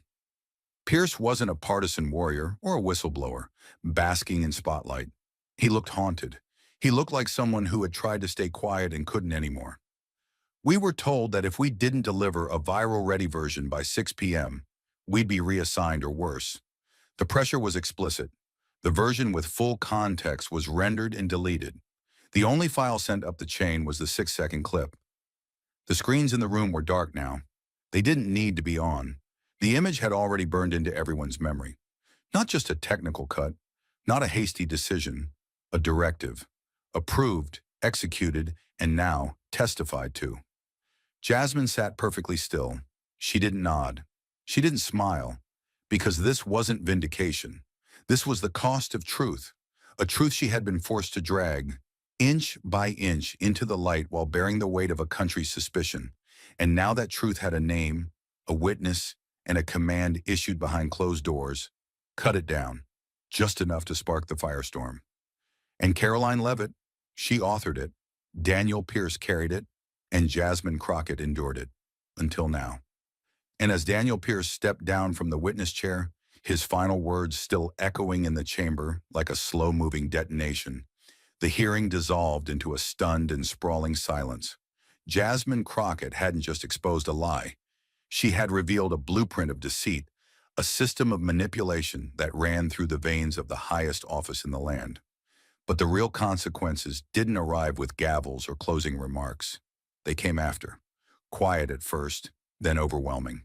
Within 90 minutes of adjournment, the White House servers were inundated, not with policy questions, not with press requests, but with outrage, precise, furious, and unmistakable. Over 300,000 formal demands for Caroline Levitt's immediate resignation flooded into public inboxes, internal portals, and contact forms. Many came with subject lines like accountability, the lie, or simply enough. These weren't auto-generated petitions or partisan noise.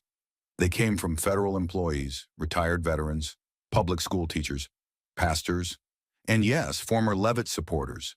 And the messages weren't rants, they were indictments. One read, "She weaponized the truth." That's not a mistake. That's a method. Another, "She didn't just lie, she made the government lie for her." By the next morning, the backlash had moved off the screens and into the bloodstream of power. Multiple national outlets released statements distancing themselves from the office of the press secretary. NPR and Reuters formally suspended all direct collaborations. Politico issued a rare editorial denouncing what they called institutional disinformation engineered within the executive branch. But it wasn't just commentary, it was operational. CNN International canceled 3 scheduled interviews with Levitt. NBC News pulled its embedded producer from the White House briefing room, citing lack of trust in the integrity of the press office. Behind closed doors, a major network executive was overheard saying, "She turned the truth into a clip. Now she's the clip." Inside the West Wing, the fallout was no longer speculative. It was procedural. Daily press briefings were delayed, then quietly removed from the schedule altogether. Several junior staffers in Levitt's office requested transfers. One high-level aide submitted a resignation, stating in a leaked email, "I refuse to be the mouthpiece of a broken mirror." Even senior White House advisors, those who had once defended Caroline without hesitation, began referring press questions to legal counsel. Her once flawless media control had collapsed in on itself, leaving her isolated in the very echo chamber she had helped build. What Jasmine had endured, weeks of smear campaigns, doctored footage, slander, and silence, was now illuminated in full view. But the reckoning didn't feel like justice. It felt like consequence. And it wasn't orchestrated by the outrage machine. It was driven by clarity, cold, irrefutable, and undeniable. Jasmine Crockett had told the truth, but it was the country, finally, that heard it and chose to remember. And as the dust settled from the political implosion that followed Daniel Pierce's testimony and the flood of public outrage, a weighty, fragile silence enveloped the chamber. The kind of silence not born from civility, but from reckoning. Jasmine Crockett remained seated at the long witness table, eyes steady, hands unmoving, as if letting the full weight of truth settle onto every surface of that room. Around her, the machinery of spin had fallen quiet. Caroline Levitt sat like a collapsed statue, composed but hollow. The committee's gavel had not dropped. No one dared break the silence. Because for once, the spectacle had ended, and all that remained was truth, raw and uncut, resting between them like a live wire no one was brave enough to touch. Then slowly, Jasmine rose. She didn't need to gather her things. She didn't need to clear her throat or glance at notes. She stood with the stillness of someone who had walked through a storm and emerged carrying its eye in her hands. Her voice when it came was low, but every syllable held the gravity of weeks, maybe years, of being silenced, twisted, misunderstood. "Not everyone who shouts is wrong," she began, not looking for applause, only understanding. "And not everyone who smiles is telling the truth." Her gaze swept across the room, not defiantly, not pleadingly, but with the quiet finality of a verdict. "The truth," she said, "is not a 6-second clip. It's not a headline. It's not the version that's easiest to share or simplest to hate. The truth is the whole story, the uncomfortable parts, the parts that get cut, the context that gets buried, the humanity they erase." The weight of her words did not land like a punch. They spread like smoke, slow, suffocating, inescapable. In the front row, a Senate staffer dropped his pen and didn't bother picking it up. At the committee bench, a once skeptical senator leaned back slowly and folded his arms. Not in defiance, but in contemplation. Another older member, a man who hadn't looked up once during the entire hearing, gave a small, near imperceptible nod. Jasmine didn't see it. She didn't need to. She wasn't asking for validation. She was offering clarity. "I stood here today accused of being un-American," she continued, her voice now expanding to fill the room like slow thunder, "because I dared to say that we needed to stop, not to surrender, but to reflect. that justice is not a slogan, that law without soul is violence in a tailored suit. Her eyes finally met Caroline's, not with anger, but with something more devastating, knowing. And when you took my words and turned them into a weapon, you didn't just lie about me. You lied about all of us who are still fighting to make this country live up to what it claims to be. Every second that passed without a cough, without a shuffle, was another admission. The room didn't need to be convinced anymore. It had already heard. Jasmine's presence no longer asked for attention. It commanded gravity. You can't trim justice into sound bites, she said, eyes locked on the cameras. You can't crop pain, filter outrage, and sell it as fact. Her hand rested lightly on the table, a symbolic punctuation to the chaos that had unfolded before her. And you don't fix a broken mirror by adjusting your angle. You fix it by acknowledging that it's cracked. One senator exhaled, sharply. Another lowered his eyes in what could only be read as guilt. No one interrupted. No one dared. Because Jasmine Crockett had become more than the target of a political ambush. She had become the one thing more dangerous than anger on live television. A woman who had been lied about and then let the truth speak for itself. I don't need an apology, she said finally, voice soft but unyielding. I don't need a retraction. I don't need the clip taken down. She let the silence return for one long second. Then, I just need you to remember what really happened here. Not the version you wanted, not the one you were told, the real one. She gave one final glance toward the chairman, then calmly pushed in her chair. And the room, this room that had hours ago been a coliseum of accusation and spectacle, was now as still as a church. A holy kind of stillness. No applause followed, no rush of reporters, just the lingering presence of something irrefutable. The truth had entered this space, endured everything thrown at it, and stood taller than the walls built to cage it. As Jasmine walked toward the exit, heels echoing one quiet strike after another on the cold marble floor, even those who had doubted her couldn't meet her gaze. Not because they hated her, but because they had finally seen her, and they had seen what was done to her. And there was no going back. And as Jasmine Crockett's final words faded into the marble silence of the hearing chamber, it wasn't just the room that held its breath. It was Washington itself. Something had shifted irrevocably. The usual fog of spin, of deniability, of plausible confusion was gone. There were no more blurred lines, no more clever defenses, no more rhetorical lifeboats left floating for those trying to escape accountability. The damage had a face, the deception had a name, and the consequences, after so much evasion, distortion, and delay, finally began to move. The announcement came at 9:07 a.m. the following day, in the form of a terse two-paragraph press release from the West Wing's Office of Presidential Personnel. It didn't open with a quote, didn't name a successor, didn't even thank her for her service.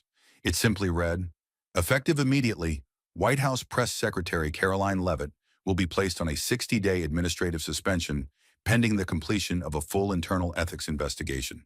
No elaboration, no justification, just a sudden, calculated silence falling over the most recognizable voice in the administration. For a woman once described by cable pundits as bulletproof, the blow was surgical and public. Inside the press corps, the reaction was instant. At the daily White House press briefing, now conducted by a somber deputy assistant communications director, a visible void hung in the room where Caroline had once stood, commanding attention, spinning narratives, choreographing perception like a maestro with a symphony of cameras. Now that podium stood empty, roped off, as if it were part of a crime scene. Reporters, usually combative or disengaged, sat in eerie alignment, exchanging glances instead of questions. No one said it aloud, but the message was clear. The mouthpiece of power had been silenced by the truth she tried to mutilate. In Caroline's own office, blinds were drawn and lights dimmed. Her nameplate had been quietly removed from the door that still bore the gold seal of authority. Staffers who had once recited her talking points by heart now walked in small clusters, whispering to one another in hallways that suddenly felt too loud. Aides who had defended her publicly just days earlier now rerouted calls to legal counsel. The very atmosphere around her had changed. Where once there was deference, now there was detachment. Where once she moved through the corridors with the ease of certainty, now her steps were watched, catalogued, whispered about. But what stung most wasn't the procedural exile, it was the silence from above. The president made no statement. No allies from Capitol Hill stepped forward to defend her character or question the fairness of the punishment.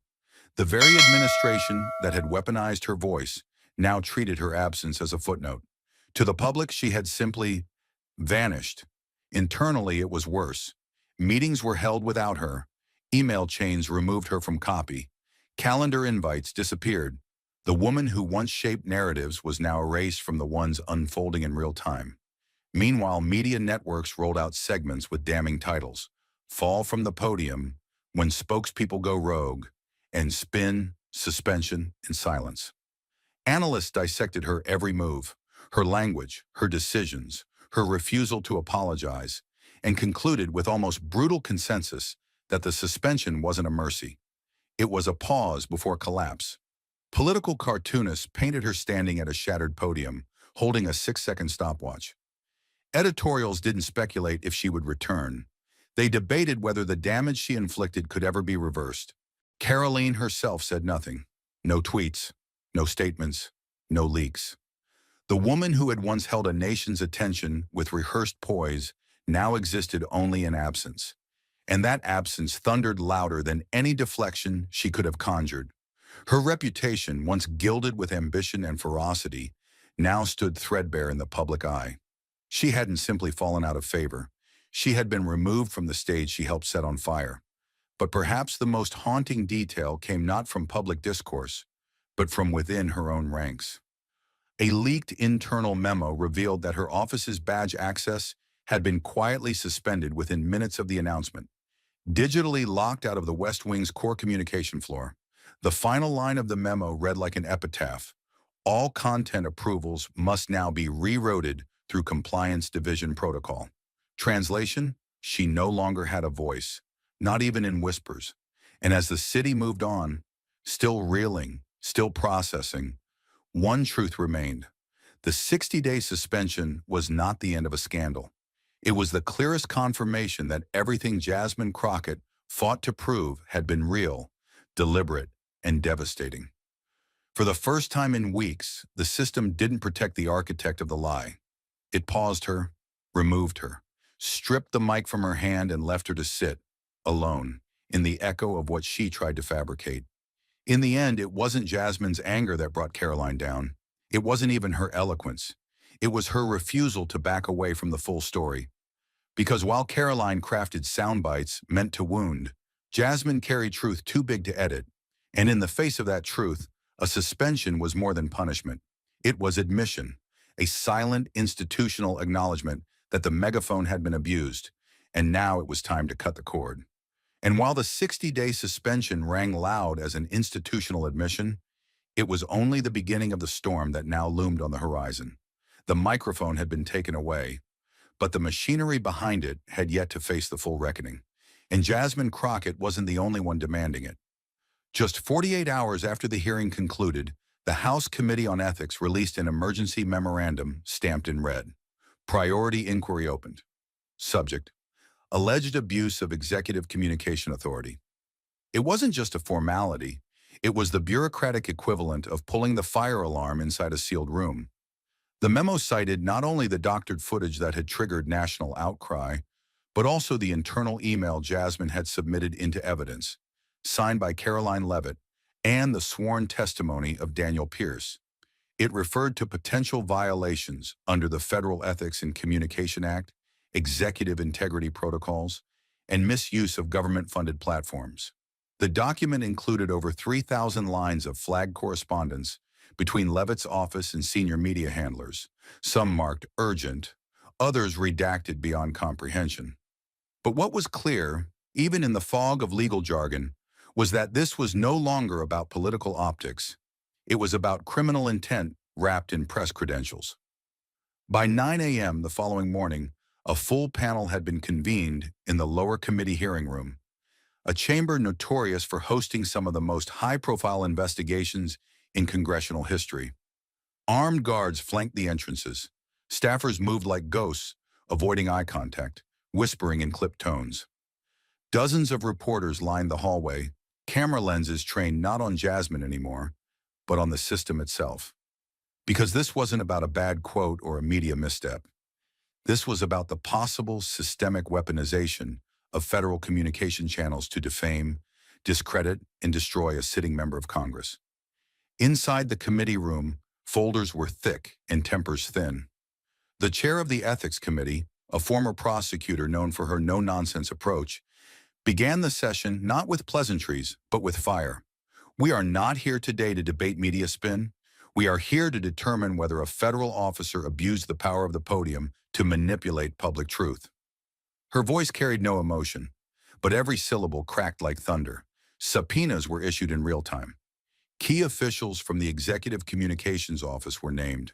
Investigative counsel was granted full access to internal logs, archived press drafts, security-level media distribution platforms, and the personal accounts of senior aides. The investigation zeroed in not only on Caroline's directive, but on the broader system that had allowed such manipulation to flow unchecked. Staffers were summoned. Encryption keys were turned over.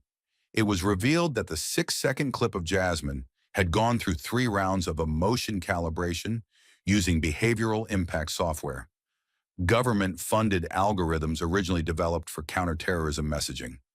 That single detail sent shockwaves through the panel. The same tools used to destabilize enemy propaganda had allegedly been turned inward, against a domestic political figure who had committed no crime, except telling too much of the truth. Former colleagues of Caroline testified behind closed doors. One, under immunity, described a culture of selective targeting, where edits weren't just suggested, they were demanded.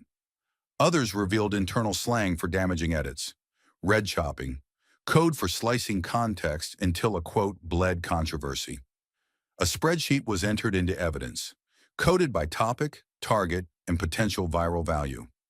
Next to Jasmine Crockett's name were 3 words typed in bold: use the outrage. Outside the committee, the air was electric. Cable news anchors broke from usual programming to stream the proceedings live. Social media feeds filled with stills of documents, audio leaks, and redacted call logs. Civil rights organizations issued formal statements praising the inquiry as a long overdue defense of democratic integrity. Meanwhile, the White House, once silent, was forced to issue a carefully worded response. We respect the independence of the House Ethics Committee and will fully cooperate with their inquiry. But the statement rang hollow. For many Americans, it had come far too late. Caroline Leavitt's legal team, once confident and camera-friendly, now refused interviews altogether. Rumors swirled of plea negotiations, immunity deals, and a quiet reshuffling of White House media leadership behind closed doors. And though the investigation was far from over, one thing had already become unshakably clear. This wasn't just about Jasmine Crockett anymore. This was about every institution that allowed 6 seconds of distortion to become a national narrative. It was about what happens when power hides behind the microphone and calls it messaging. It was about the ethics not of one woman, but of the entire system that enabled her.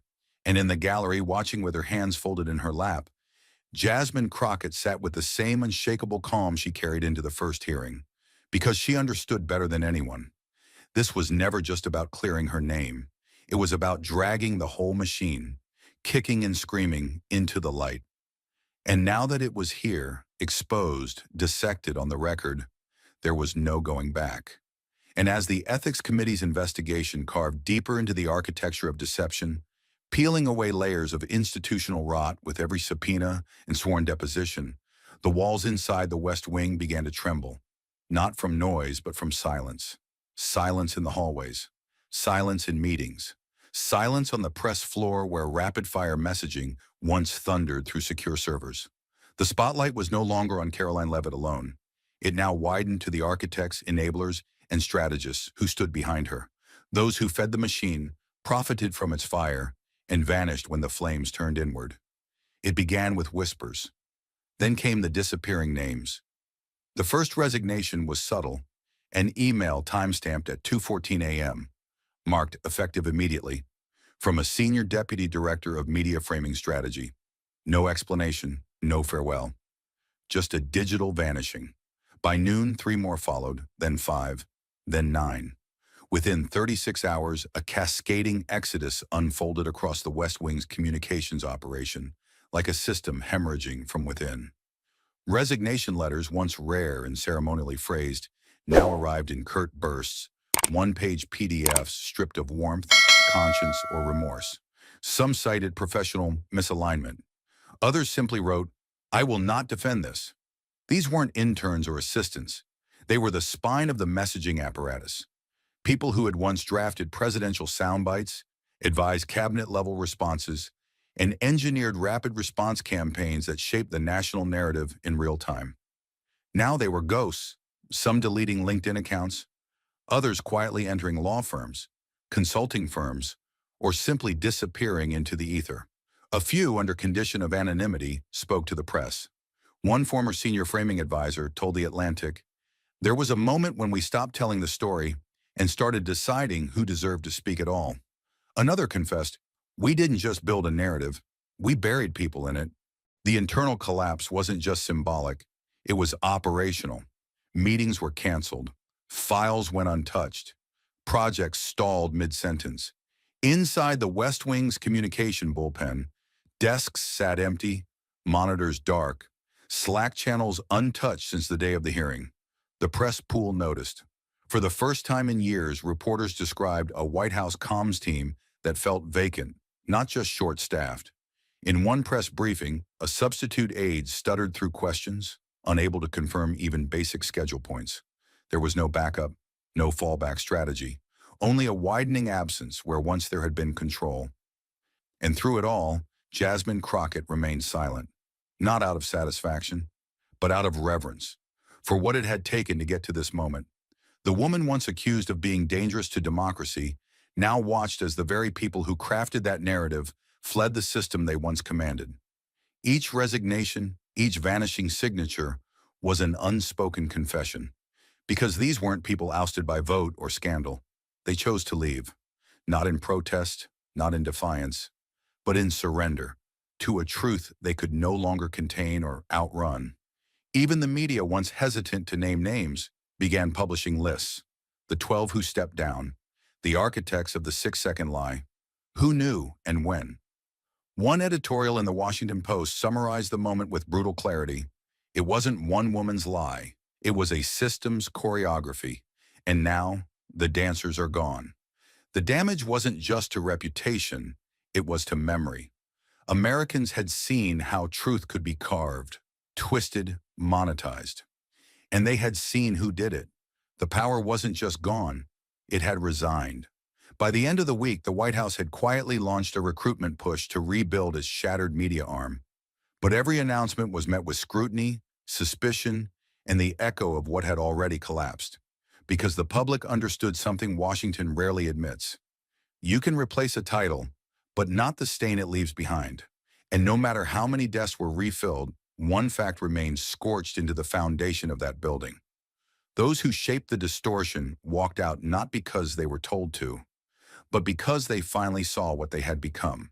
And in that realization, they chose to leave the lie behind. But the consequences they helped birth, they would echo far longer than any resignation.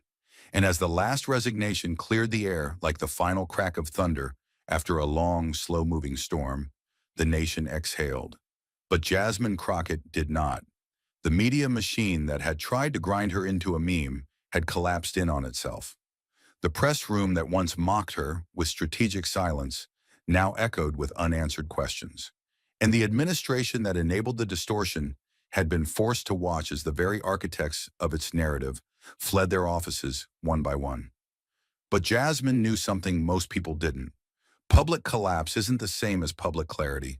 And if there was one battlefield left, it was the war for memory, for context, for who would own the story after the headlines faded. So she chose the place where truth is often buried before it's born. The university, not just any university, but Howard, the crown jewel of Black intellectual tradition. The institution that had trained generations to question Not just power, but the systems that define it. On a rainy Friday afternoon, she stepped through the arched gates of the campus, flanked not by security or fanfare, but by the weight of her own vindication. The invitation had come from the students themselves. Over 200 signatures gathered in 48 hours, demanding she speak. Not just as a congresswoman, not as a survivor of a political hit job, but as a truth teller, someone who had walked through fire and refused to let the smoke rewrite her name. The auditorium was standing room only. Students jammed into aisles. Faculty stood along the walls. Journalists lined the back row with cameras on silent record, unsure whether they were covering a lecture or witnessing the start of something larger. Jasmine took the stage in a black blazer, her Howard pin glinting faintly beneath the lights. She didn't carry a script. She didn't need one. Her hands were steady. Her voice was calm. But her presence, it crackled like electricity before a lightning strike.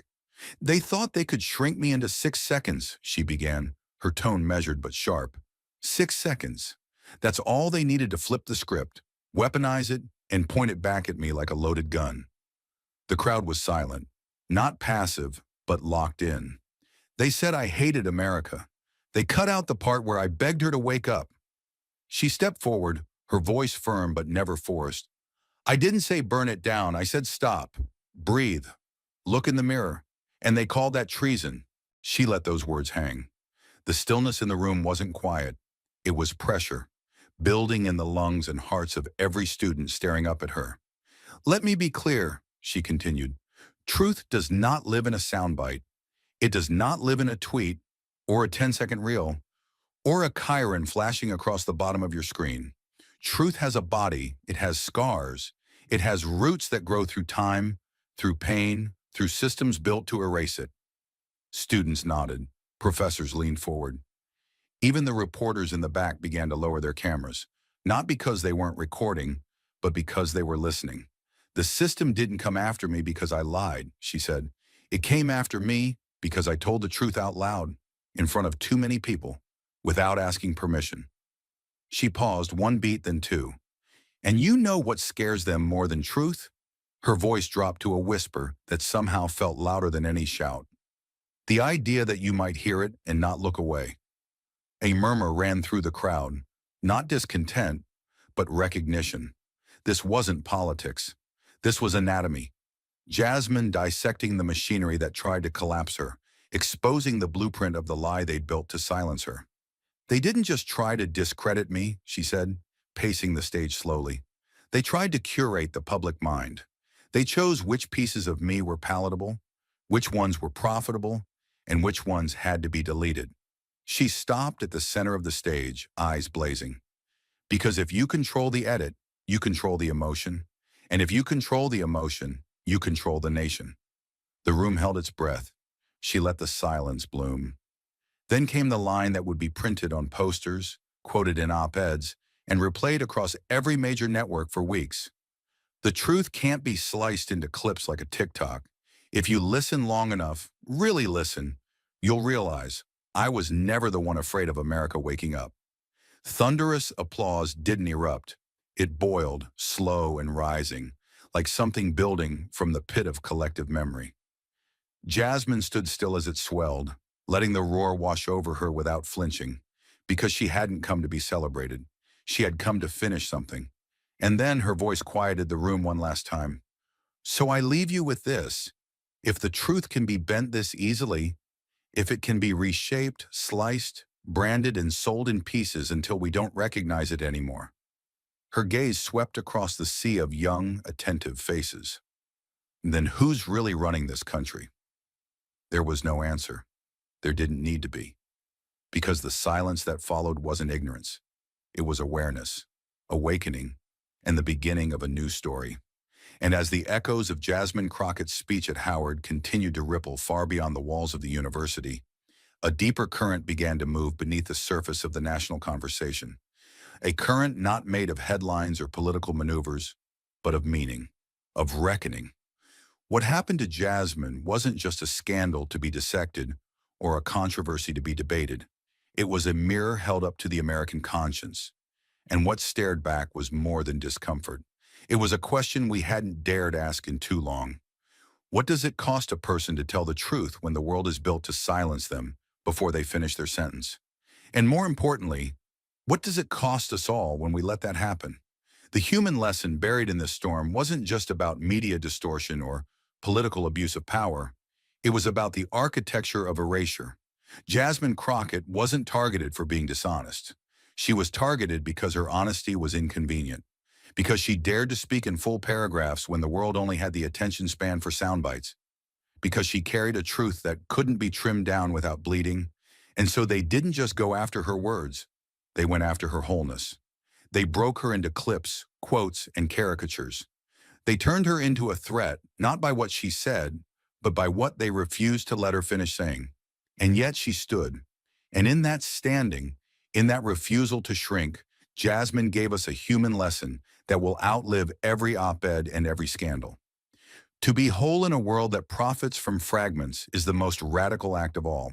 She taught us what it means to hold space for truth, even when it's ugly, even when it's slow, even when it doesn't come with a headline-ready hook. She reminded us that truth doesn't always arrive with polish or perfect cadence. Sometimes it comes shaking, sometimes it comes angry, sometimes it comes dressed in the pain of 1,000 people who've been silenced before. But when it comes, when someone like Jasmine dares to carry it through a storm of slander, lies, and silence, we must listen, not to defend her, not to pity her, but because what we learn in those moments is not about her, it's about us. What Jasmine endured revealed something terrifying. How easily a system designed to inform the public can be turned into a weapon of narrative warfare. But what she showed us, in turn, was something even more powerful. How a single human being, armed only with clarity, restraint, and truth, can withstand that weapon and expose it for what it is. Not with screaming, not with vengeance, but with presence, with integrity. That's the lesson that lingers after the lights go down. That courage is not the absence of fear. It's the refusal to let fear rewrite who you are. Because here's the brutal truth. Jasmine was never protected. Not by her title, not by her party, not even for a long time, by public opinion. She stood alone in a room full of microphones pointed at her, but none of them turned toward her. And in that moment, she made a choice that few ever make. She spoke anyway. And that choice repeated again and again through every attack, every edit, every viral lie. That choice was the lesson, the human lesson. That integrity is not situational. That dignity is not disposable. And that truth is not a luxury. It's a responsibility. When the smoke cleared, Jasmine didn't ask for revenge. She didn't demand apologies or settle for applause. She asked for one thing, that people remember what really happened. Not the clip, not the spin, the whole story, because that's what truth deserves. That's what every person deserves, to be heard not in pieces, but in full. And when she stood at Howard University and delivered that final question, if the truth can be bent this easily, then who's really running this country? She wasn't just calling out corruption, she was calling in conscience. Because the lesson isn't just about media, it's about us. What kind of nation do we become when we let lies trend faster than truth? When we share outrage more easily than context? When we're quicker to condemn a person than to listen to what they're actually saying? Jasmine Crockett stood in the middle of that question, not with fury, but with faith. Faith that somewhere in this bruised, distracted country, there were still people who would choose depth over distortion, substance over spectacle, humanity over hashtags. And in that faith, she was right. Because the story didn't end with her defeat.